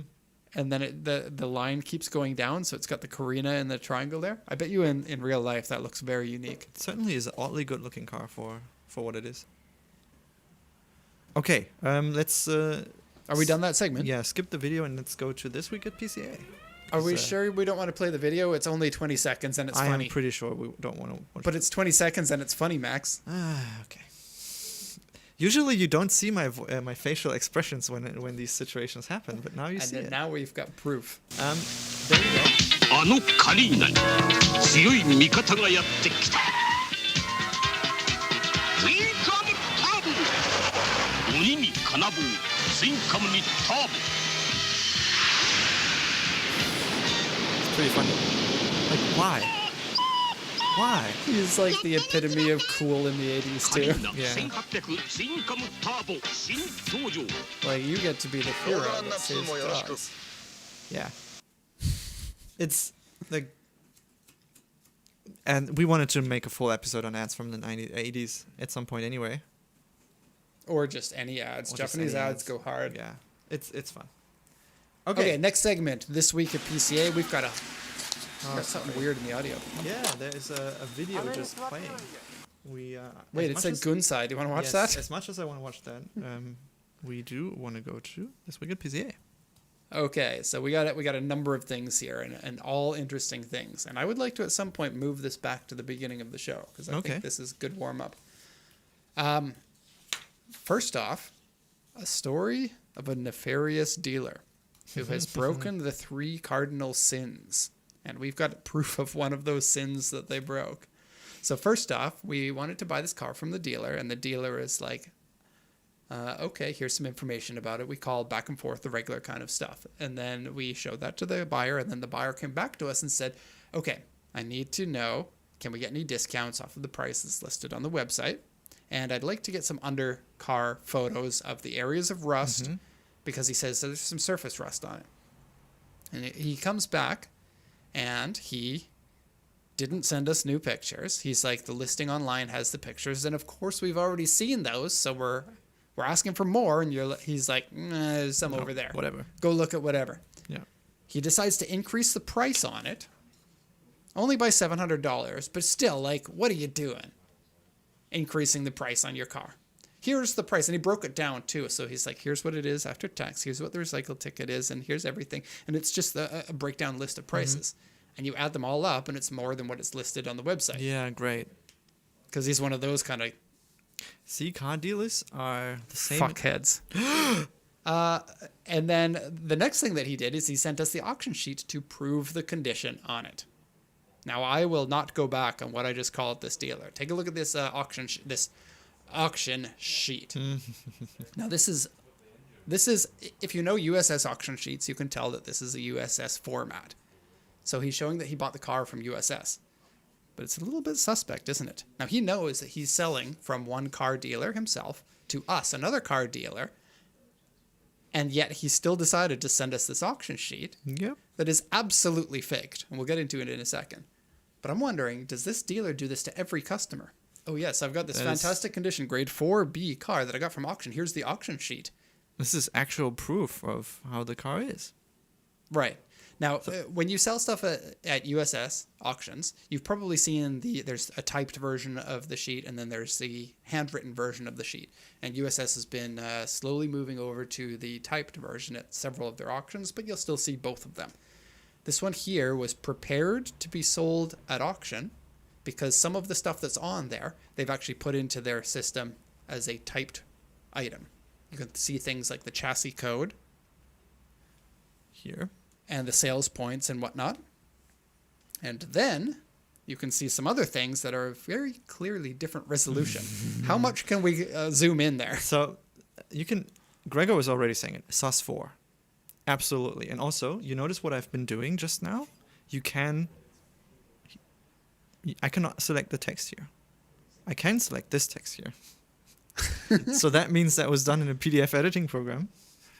You can actually see that there was some white space. Yeah. It is so obvious, and that's why it's bad. I mean, I'm glad it's obvious, but I mean... I bet there are still customers who don't figure this out. Yeah, because they haven't seen the auction sheets. I mean, like, I feel like most likely you're going to figure it out on this, but you could do it better and then... This is not the original one too. USS doesn't do the blue lines here. That was the very first thing that I noticed. I was like, let's look at the body diagram. Oh, a blue line. I've never seen that before. Oh, wait a second. There's more. And it was just like opening a box with surprise after surprise. It's like those like Russian stacking dolls. Really, there's more. Yeah. What an idiot. And so the inspection thing here too. Yeah, only one of those has been typed and the other one hasn't. Which does make me wonder, how did he get the fuzzy version on there? It says it just says the spare key will be sent later. I think there must have been more here, and he just put a white box over it. And then No, I think that he just plugged everything into the I'm selling this car system at USS, downloaded that, and then edited it. Because all of the stuff that's on there is stuff that either he put on himself or you can put on when you sell any car. So all the blurry stuff is stuff that he put into the system himself. It's not like the auction is scamming someone here. It's a dealer who takes the auction sheet from a car that has been at auction that he purchased through auction, and then he edits it so it looks better as proof to the customer. Yep. That's really scummy. Yeah, that's really sad. Yeah, Gregor says, honestly, low effort. He could have cut the 4 from another part of the document and pasted it to make it the right font. Yes. Yeah, but that's a problem. If you're scamming people, you're probably not smart enough to do good business. Yeah. Probably not. I know there are smart scammers, but I don't know. Yeah. Anyways, I thought this was disgusting. I told the customer I don't want to buy this for him. Like, even if the customer wants this, really, do you want to, like, the car's probably in far worse condition than you think it is if they're going to go through the lengths of faking an auction sheet. Yeah. Right? Okay, we need to hurry up a bit. Do we? Yes. On to the next segment. Jacob is looking for his first car in Japan. Yeah. He has never owned a car in Japan. We don't pay Jacob very much, so it has to be a cheap car. Wow. Jacob's... Okay, so... No, don't discuss salaries on the show. We don't. Okay, good. Never.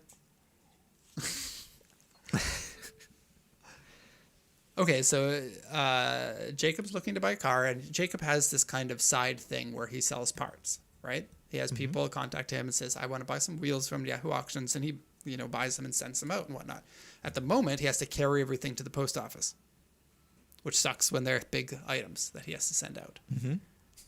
And so he wants to get a car so that he can bring these items to the post office. Yeah. Right? And then we already got a comment. Jacob looks like a Topo BJ kind of guy. He kind of does, actually. I'm like, that's someone who looks like a Topo. It's so funny knowing that we can riff off and then Jacob is just back there. And He can't say anything about it.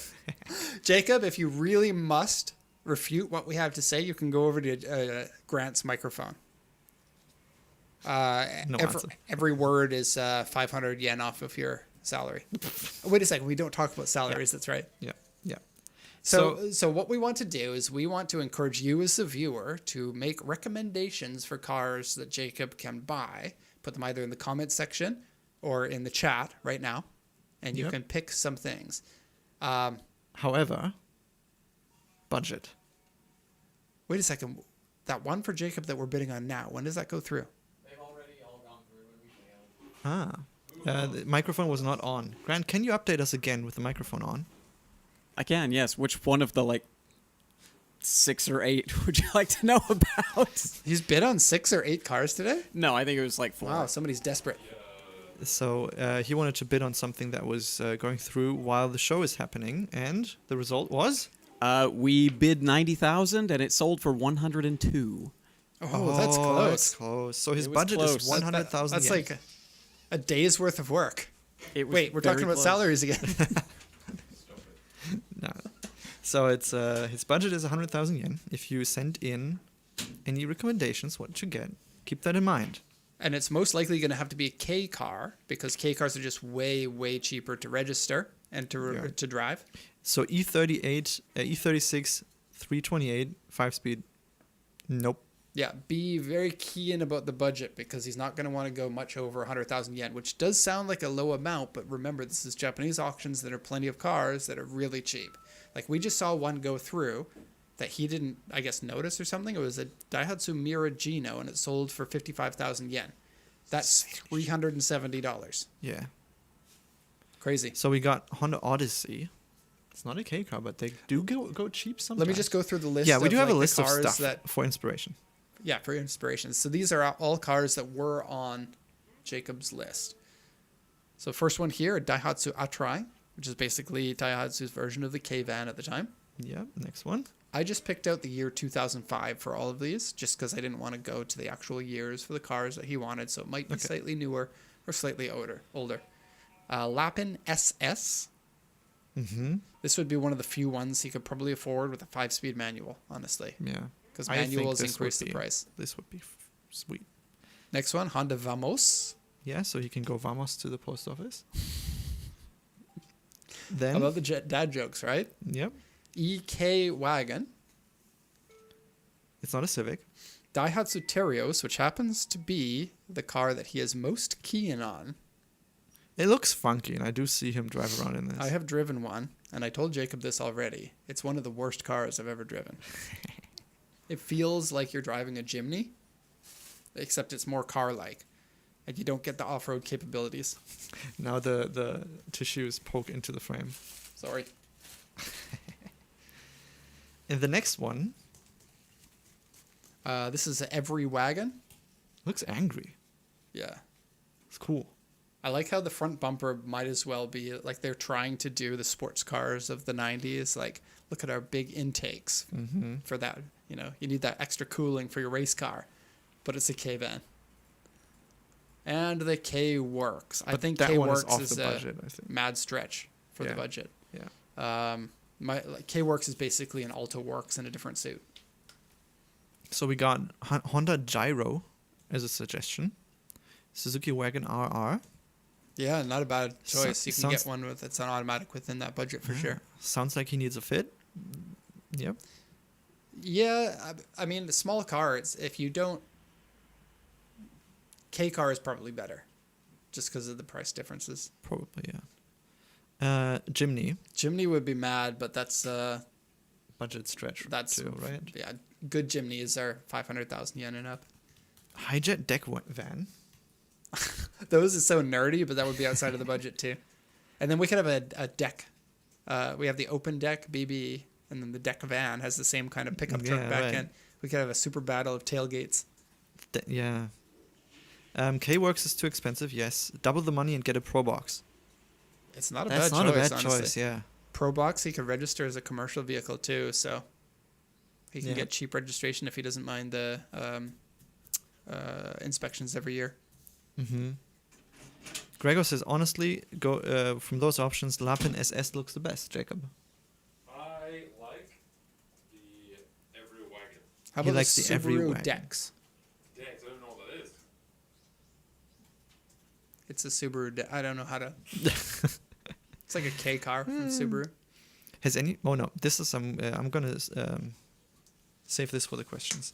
Okay, that's Jacob's car choice issue. Don't forget, put something in the comments. Put something in the it's, comments, Even if it's or- a stupid suggestion, put it in because we'll joke around with Jacob. We'll be like, nah, I can't afford this. If you want to send auction links, you can do so to show at Pacific Coast JDM, and I will show Jacob what kind of funny cars you want him to buy. That'd be pretty awesome if somebody from our chat or comment section picked the car for Jacob. That would be pretty funny, yeah. I'd like that. Okay, next thing to talk about, and your most fun thing to talk about. My most fun thing to talk about. Our Motocompo video shoot. Discuss it. We got a picture here, and we want to show the picture right away because it's pretty awesome. So we shot a video last Wednesday. That's why we didn't have a show last Wednesday. And because of Mike's vacation, we needed to find a date where we could shoot for a whole day. And Wednesday was the only day that we could do it. The weather turned out to be absolutely awesome. The day turned out to be absolutely awesome. Yes. So let's just back up for a bit. We wanted to make a video for the Drives Japan channel that was starting from the beginning. Like, what do we think people would click on to kind of kickstart the channel? I think we've got a ton of great videos with great editing and stuff, but it doesn't seem to be getting a lot of traction. And I think a part of that is because it hasn't really been pushed out to the biggest audience. So if we can get a bigger, like more people to view the channel, maybe they'll see the next videos and go, oh, this is some pretty good stuff. Hopefully. So the idea was, what about we have the Motocompos and we try to find Tokyo Tower without any help? Yeah. Like, we're not allowed to look at the phone for directions. We're not allowed to ask people in which direction the Tokyo Tower is. We just have to get on the bikes and Drive go around. through the biggest city in the world trying to find the tower, which although it's big and sticks up a lot, Tokyo don't see also it has often. a lot of very tall Yeah. buildings. So it does hide itself pretty well. And it took us 7 hours. For something that you would drive within 1 hour if you had navigation. Right. And we got lost and we had issues and we overcame everything. And as you can see in the picture, we actually did make it. And it was incredible. The feeling of going, I have no idea where I am.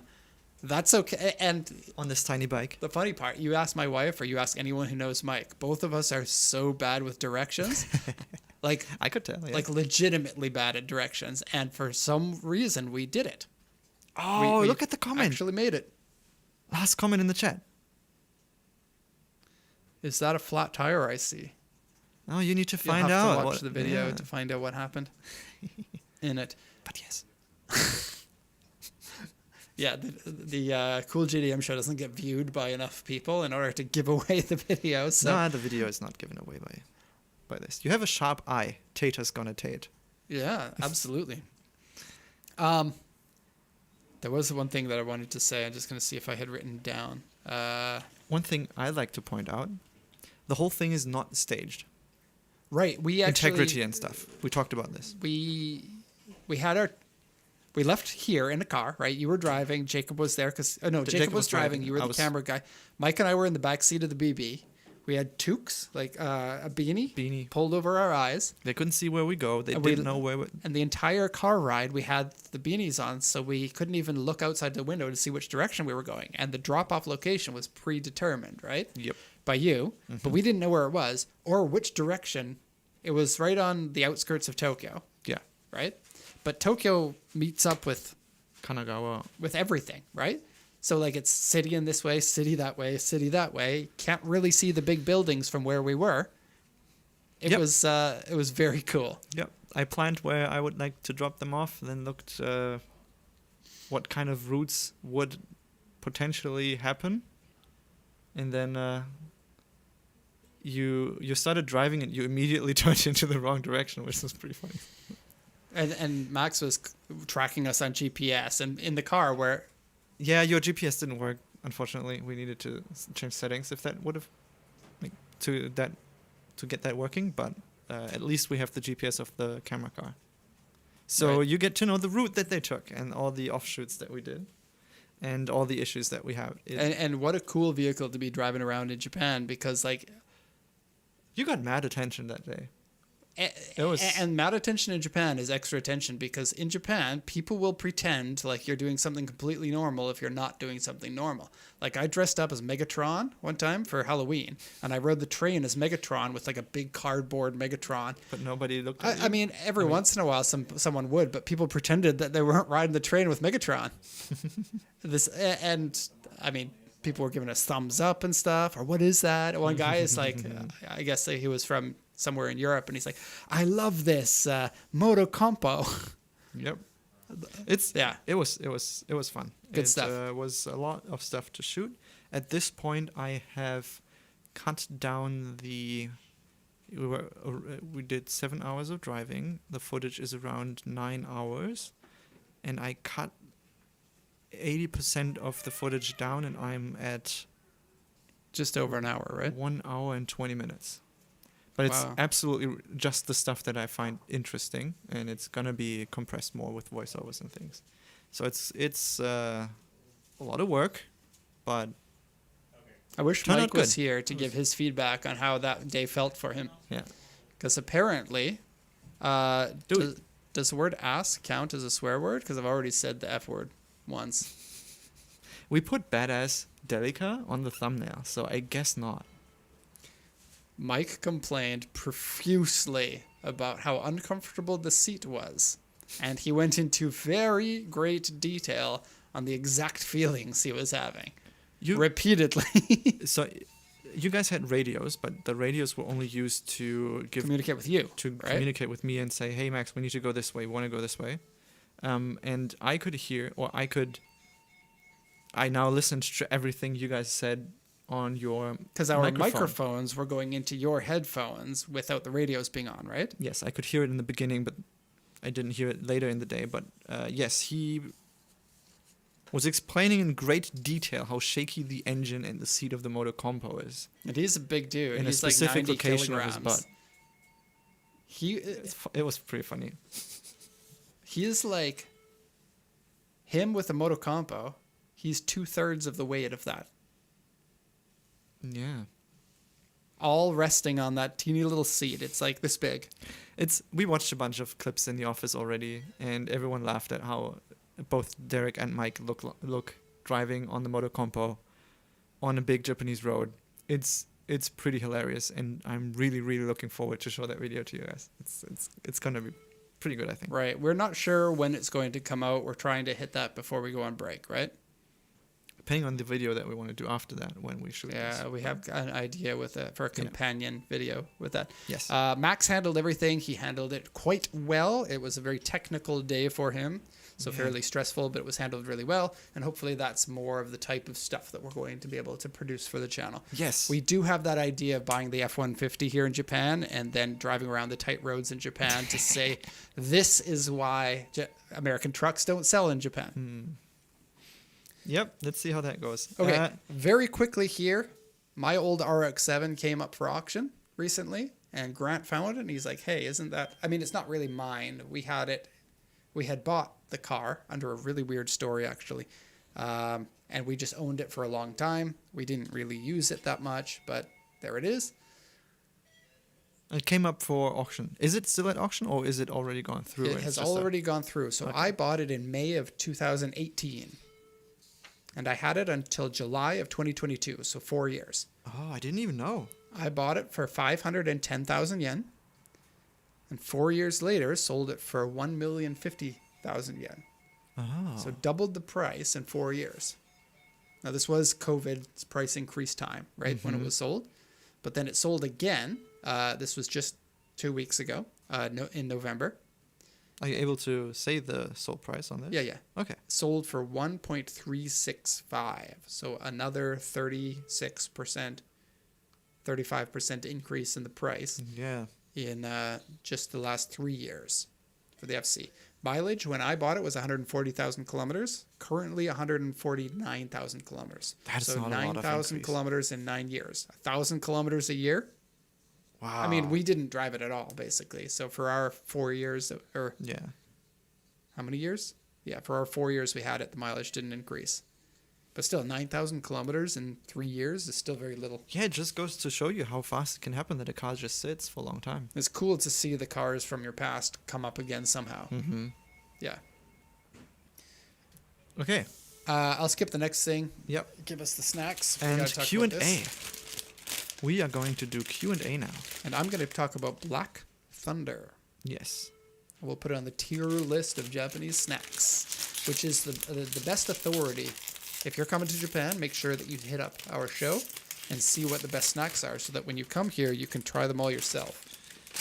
I got 2 questions from someone on the Vellfire walkaround that we published recently. I thought it would be fun to bring that in here. What is the average cost all in shipped to Vancouver for something like a Vellfire? I know that you can't say it in like a specific, this is the price, but This is the the type general of question range I would ask for Mike, Mike to answer. Highly depends on the condition of it. The newest one that you can import right now is the 2nd generation of the 4 generations. Mhm. The prices for those are not too expensive. You're looking at probably about 10,000 to 15,000 Canadian dollars for good, decent condition. You can get it down below $10,000 if you want. You're starting to get into the higher mileage and the rougher condition ones. Definitely worth the money, though. Those things are awesome and they're very reliable. cool. It's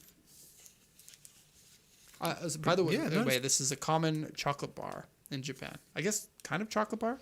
Yep, How would you describe it? it's a chocolate bar. And it's really good.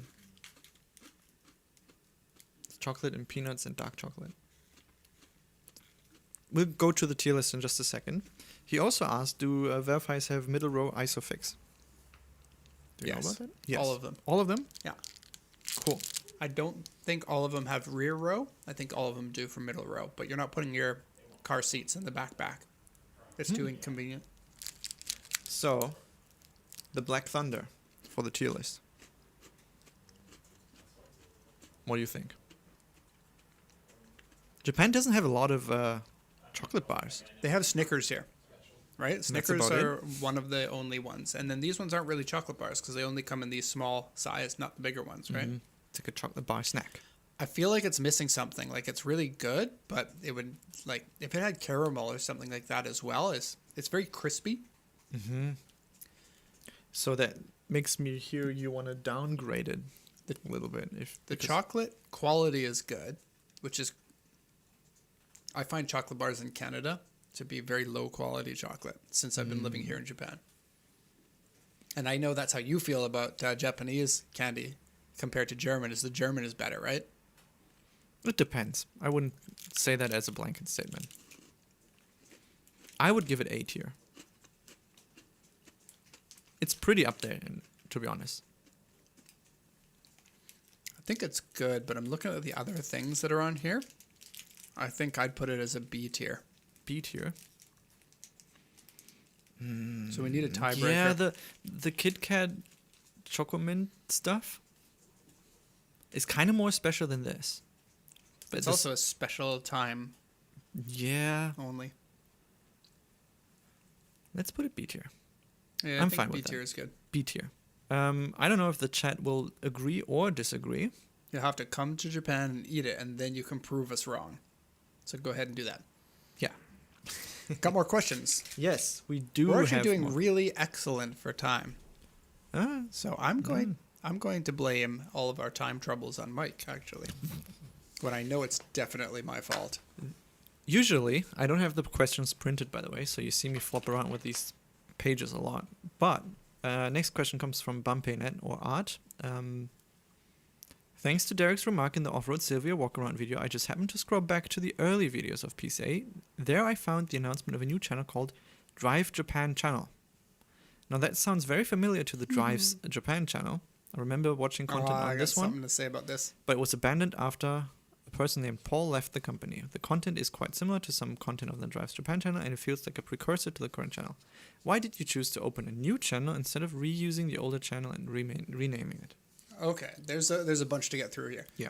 First off, the naming thing. I've got a bone to pick with everybody in the world here because I never, you'd think that the company owner always gets his way.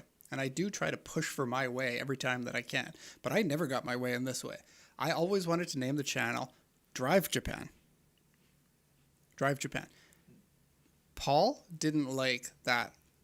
And I think Andrew at the time too, who was helping the production, didn't like that name because there was a popular channel at that time called Drive, which has since changed its name to The Drive. They were very popular at that time because this was a time where YouTube was giving free money to any channel who could prove themselves as a big enough channel as a way to blow up YouTube. This is 10 years ago or so. Mm-hmm. I disagreed, and I think Drive Japan was different enough from Drive. And people weren't going to think this is an offshoot of Drive because we would have a different logo and everything. But I was outvoted at that time. So we named the channel Let's Drive Japan. Mm-hmm. And for whatever reason, the channel got an official name of whatever it was posted as, but that was a behind-the-scenes name of the channel. Yep. But the channel, it was branded as Let's Drive Japan, and we were trying to do something like a Let's Play, because those types of videos were popular, but with cars instead of with video games. Yeah, at the time, Let's Plays were big. And we were doing a Let's Drive, so we would just find whatever interesting cars that the customers would buy through us, and instead of just doing a video, we'd do a driving video along with some information about it and whatnot. Not a terrible idea, but at the same time, I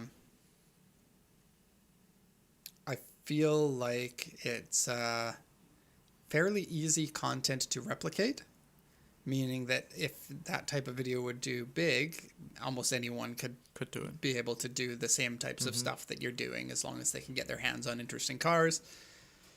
It also, we got a little bit tired of doing that for various reasons, and some of them I don't feel like we need to talk about. There were some conflicts of direction that we wanted the channel to go in and whatnot. We also, for that channel, wanted to do videos where we would buy a car from auction and do some sort of challenge, and all of that stuff's basically carried on to the new channel. So why did we create a whole new channel for it? We talked about this extensively in the preparation for this. Right. And so we've got a little bit of a conundrum. We wanted a second channel from the Pacific Coast Auto channel because the types of content is different, right? Yeah. Pacific Coast Auto is more deep dive into the conditions of the cars for the customers and a few little things, and it is less entertainment and more educational for people. Yes. I want to buy an Alphard. What can I expect from an Alphard, right? Yes. And then this is different from somebody who's looking for entertainment. So if you've got a channel that has two distinct types of content on it, then you're always going to be telling YouTube's algorithm that you're wrong, right? The people who want the entertainment aren't going to click on the other videos, and the other people who want that kind are not going to be clicking on your entertainment videos, and then YouTube's going to get confused, like, oh, they're inconsistent with their videos in their click-throughs, so we can't find them the right audience. Yes, that's detrimental for a channel. It makes sense to separate those into two different channels, So right? why didn't we just reuse the old channel? It was kind of... Well, with everything YouTube, you have to kind of guess how everything works because there is no book that tells you this is all of the rules for how YouTube picks the videos that they promote. Yeah. It's our understanding that if a channel is old enough, that the people who had subscribed to the channel then may not be interested in your content anymore. So you've got a subscriber list of 6,000 people, and if No one YouTube watches it. sees a video come out on a channel with X amount of subscribers and it has a very low click-through rate because people have forgotten about you, they will deem your channel as invaluable, and therefore not promote it to other people. Yeah, that's at least the thought process, and at some point we were just like, hey, we want to try if that actually makes a difference. And I think it worked well, comparing the number of subscribers that the new channel has at the moment. It's also way more competitive now than it used to be. Yeah, absolutely. So I'm happy we could start clean and set everything up cleanly with new functions that you have when you create a new channel. That's kind of a bit different for older channels, and that was kind of like the thought process. And the name of the channel is very similar because it's like we liked the original name, or at least the idea of the original name, and we kind of kept it. The only thing I'll say is that I lost out on voting on that one too, and we ended up calling it Drives Japan. You wanted to just call it Drive Japan again. Mm-hmm. Yeah, I was the one who said Drives Japan is kind of cool. And I don't have a good track record of naming things because our name officially for our company is Pacific Coast Auto Imports. We don't import anything. We do exporting. Mm-hmm. But it's also like, I'll defend this, but only halfway because I am at least halfway wrong, if not more than that. But what we're selling to a customer when they buy is an import. And so it's, you know, it is a little bit of a gray area there. And we wanted to have the name recognition and, you know, on a website, if it says imports and somebody's looking for imports, it's more likely that you're going to be picked than somebody who's like, I want to buy exports. Says, no, it's their imports that they're doing. And yeah. Makes sense from SEO perspective. It's still wrong. Yeah. I like the name. It's cool. It shows. If any name can be popular if the channel blows up, and so I'm not as concerned about the name of the channel as well. There are some really stupid band names for very popular bands, and they seem to be doing okay. So yep. Okay, we're still in the Q&A. For one, hi Denzel. Yes, I'm here because Mike is on holiday, but actually I am Mike. Whoa, hi Max. I'm gonna scroll through the chat. I didn't have the. Somebody asked why did we buy the Moto Compos? Was it specifically for the video? I think was what they were asking. Maybe that was because for the RX-7, not for the Moto Compos. Oh, the reason the RX-7 was bought was my mistake. Actually, I translated the auction sheet for a customer and made a mistake and missed a crucial point on it that said it puffs white smoke. Oh god. And then I didn't. You know, I'm not going to say here's your car that I mistranslated for you with possibly severe problems, so I just bought the car off of him, and he went and bought something else. It turned out, and I'm sorry to the customer for this, there was no white smoke in this car, and the one that I bought, we bought for cheaper, and it was better condition than the one that the customer ended up with. Oh, it's a shame. Yeah. But he had already bought another car before that white one came in, so I couldn't offer it to him. Yeah. Okay. Bear with me while I go through the chat. As I said, I couldn't screenshot it today because I'm already also sitting here. Mike on a mini bike for 7 hours sounds hilarious. No wonder he took a month off though. I love it. Yep. Do you guys watch F1 racing? I do not watch any type of racing. I do not watch F1 racing. Sometimes I watch like what is it called? The races that are based on actual cars. Right. The only racing I watch is extreme amateur racing in Japan, where they just have a camera pointed forward and I can just watch their lines because I find it so interesting to watch lap after lap how they change their lines, and like endurance racing, and it's just like an hour and a half long video, and I'll just hyper focus into it. Has anyone ever imported a Probox to Canada, and how are they in the winter? Not through us. Mm-hmm. And they're fine in winter. Which is the first year of the Probox? What is the first year of the Probox? I don't know. They might not be legal yet. I believe we've sent one to Canada. Say that again, Grant? I believe we have sent one to Canada. One? What is the first year of the Probox? That's what I'm looking up right now. Because is your microphone away from your face? Yes, a little bit. Sorry about that. There we go. Because they would actually be quite cool. The first year is 2002. Oh. Hello, Americans. Soon. But Canadians, yes. I think Alexei from Noriaro needs to get paid $10 for every Probox that gets exported from Japan. I think he's the only reason people know about those cars. Yep. I'm scrolling through now. Ever had issues with a car not starting when going to be loaded into the departing vessel from Japan? Curious as far as what would typically done, as I'm currently going through this with my importer. It happens. The percentage of it happening might be 1%. So in 100 vehicles, maybe one does that. Maybe even less than that, honestly. It happens from time to time. Mm-hmm. Sometimes a car is bought from auction. It comes to us. We check it. It goes to wait 3 weeks before export and then won't start then. Or we just had one recently where a tire fell off of a car. It was highly stretched tires. right? Just a few days before shipping, right? And the day before shipping, it got flat on that tire, which normally we could just pump up, go there, pump it up, but it debeaded. So we need to take it to a shop to reset, and we don't have time. So these things do happen, and then the recourse really depends on what the problem is. Fix it at a shop and then send it back to the port. It sucks. It delays you a month because the vessels are every month when that happens. But it is unavoidable when you deal in used cars, especially to the U.S. market. 25-year-old cars will just have mystery problems every once in a while. Oh, I hear Grant's bidding noises through my headphones, and probably everyone hears it too. Denzel is asking, does anyone have any predictions for the big Toyota announcement event? I didn't hear anything about this. I sent pictures into our group last night. Yeah, when I Toyota's see gonna- work stuff outside of work hours, I'm like, nah. It was not in the work chat. Anyway. No. It's supposed to be the GR-GT that is floating around for some time now.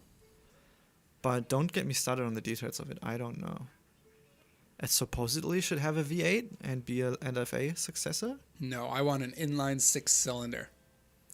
Toyota, please. If anyone, I think it's going to be a big V8. pull, but V8 please, hybrid. Toyota, make a new inline 6-cylinder.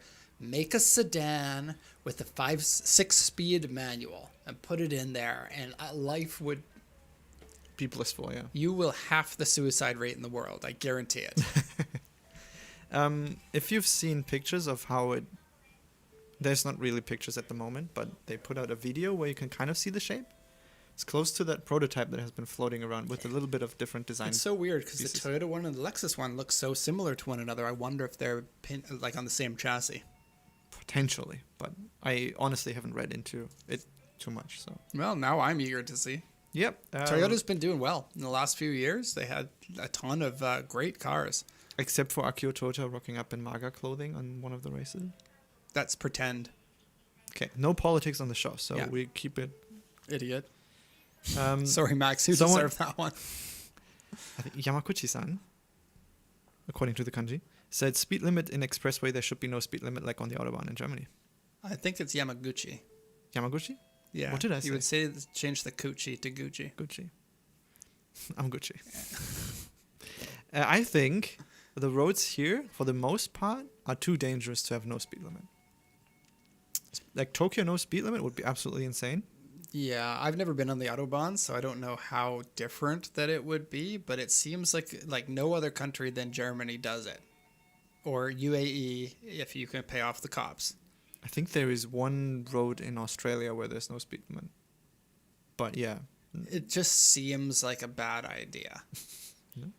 I think like the Porsche family had pull in the government or something, and that's the only reason it exists. I guess it's still the case. The There's- severity of accidents goes up exponentially as speed goes up. You can only mitigate that through safety in cars and education when you get your driver's license. And having roads that have speed limits is a great mitigation for having no accidents at 300 kilometers an hour. And that is true. But most of the accidents don't happen at 300 kilometers an hour. They actually happen, in this statistics, they actually happen in long straights where you need to prolong a set speed for a long time. So people are veering off the road or falling asleep? Yeah. You lose your attention of doing things. Because trust me, if you're doing 300 on a public street, you are focused on that. You'd hope so, yeah. Yeah. So that's interesting. I like that. I did see that, I think it was, Yeah, Denzel said Toyota won't be listening to me. It's true. But my new neighbor, people know that I'm moving to a new house. I found out my new neighbor works at Nissan, and so I'm really pushing for a new S16 with him. I did see that, I think it was Alex that said at some point, I do want to know how to you can skirt the regulations in Europe. He wants us to teach him how to cheat. No. I guess it was the TÜV thing. What you could do to get around the TÜV. Oh, no. Gregor asked about modifying cars in Japan. How about adding a turbo or supercharger? How's that with... I've never done it myself, so I don't really know. They don't care. It's part of the intake system. Mm-hmm. You can modify your intake system the way you want. Wait. The Smarty now you Pants. can go. believe if you convert actually- the induction, if you add forced induction, you have to register it as a Kai title. I heard different. Kai means modified, I and could once be a car is wrong, modified, but it now gets permanently put onto the title. But modifications, I don't know what kind of fits as modification. I know transmission swaps or engine swaps are Kai titles. Engine swaps are if they change the displacement. Yes. Potentially, if you bore up an engine too. Which I want to do to my Corolla because it's not fast enough for me. Nobody's gonna know. I want 145 horsepower. That would be perfect. The way I heard it was that you don't need to do it because it's considered intake, and you wouldn't need to have a structural change because of the intake. But it changes emissions, which I would guess would be a reason to do a title change. But The answer is we don't know then. Yep. Fiero Alex, no. Denzel says Nissan doesn't have the money for that crying. My counter to that is, when has that ever stopped Nissan from making bad decisions on spending money they're not getting back? They have a long history of going, we could make a really good Altima or Sentra, or we could spend money on race cars. And they always pick race cars. okay. Well, who wants to move to Japan and open a specialty shop for Dodge and Jeep? I'm saying that people should move to Japan and open an LS swapping company, because I think that would be huge here. You'd be the next RWB. Just call the shop LS Swap Everything, or LS Swap the World. And just whatever car comes in, you become really good at just welding that sucker Stuff in in there. They sell kits for all the wiring. You just splice all the wiring in. You become good at it. You charge $15,000 or $20,000 for each swap, and people will be buying. And you nonstop. tune it with a Speeduino. Doesn't matter what you do to the tune. You got what, 450 horsepower out of the gate. Yeah. I mean, yeah. I mean, you make a lot of people mad, but you also make a good amount of money. Yep. I'm just scrolling through, but I think we are caught up. If I And haven't seen, We're at about the time to leave if anyway. I haven't seen any question that is burning under your fingernails, put them in now. I gotta pee so bad, so if you've got questions, don't ask them. Any mechanic shops in Japan typically pretty slow. Yes, Yeah. because they don't want to deal with our old cars, Yeah. so they're intentionally slow with us. No, I would say that generally they're pretty fast and efficient, but when it comes to diagnosing, we're in a unique position, right? We got to repair cars for customers, and those customers are just saying, I want as cheaply as possible so that we can get the car on the vessel and we can go, which makes sense from the customer's point of view, but the shop doesn't want to hear that. Yeah. So if they have capacity to take 3 of our cars at a time, they're not going to do it. They're going to take one of our cars, wait till it's done, and then take another one and wait till it's done, just so that they feel like they have to do business with us, but at the same time we want to do as little as possible because it's just not worth it for them. Yeah. 2 questions and then we go. Average price for a decent grade R34 GT-R in Japan. GTR? Grant, 10 million to 15 million? Hello. Depending on how you want to define decent, I Yeah, would they're say old now. 12 to 15. If you want the best ones, it can be 20 to 35. Okay. And the best ones go up to... But that's special models will lower Right. it then, right? Yeah. Okay. Like 10,000 kilometers, best. And then Gregor asked, is wrapping cars for color changes a big thing in Japan? I don't know how big it is outside of Japan. I think it's done here with some regularity. Yeah. To me, Japan is still one of the countries that does repaints more, but that's just a feeling. I don't know if it's actually the We case. bought several cars that have been wrapped before. We bought an NSX that was wrapped in chrome. It was so cool. Oh, God. No, it was baller. Like mirror Yeah, no, chrome. I absolutely agree, but wow. Yeah. Okay. That's all for today. Yeah. How was the first time having Max on the show as the host? No, Let us Mike. know. We will not let Mike know what Oi. they say. I'm Mark. That's not what it sounds No, like at all. I can't do accents, so I'm going to stop doing it. I'm glad that the one time I've ever heard you do accents, it was live on the internet. Okay, so we're going to wrap this up. We've got 2 more shows before the end of the year, and then we'll be back in January. Make sure that you tell everybody that you know about the Cool JDM show, including Yes. your mom, your dad, your doctor, your nurse, Your mechanic. the librarian in the library. Penguins soaking in an ice bag. We're Tell kind of, them. We're kind of saying lyrics from the intro, outro song, Yeah. which we're sometime going to shoot a music video for. Yeah. But Right? now We have an idea, but it's like always, our ideas are too big. prioritization is happening with the Moto Compo video, I feel. And other videos. Yeah. Okay. Bye, Okay, everyone. thank you Thanks for for watching. watching. Bye. Bye.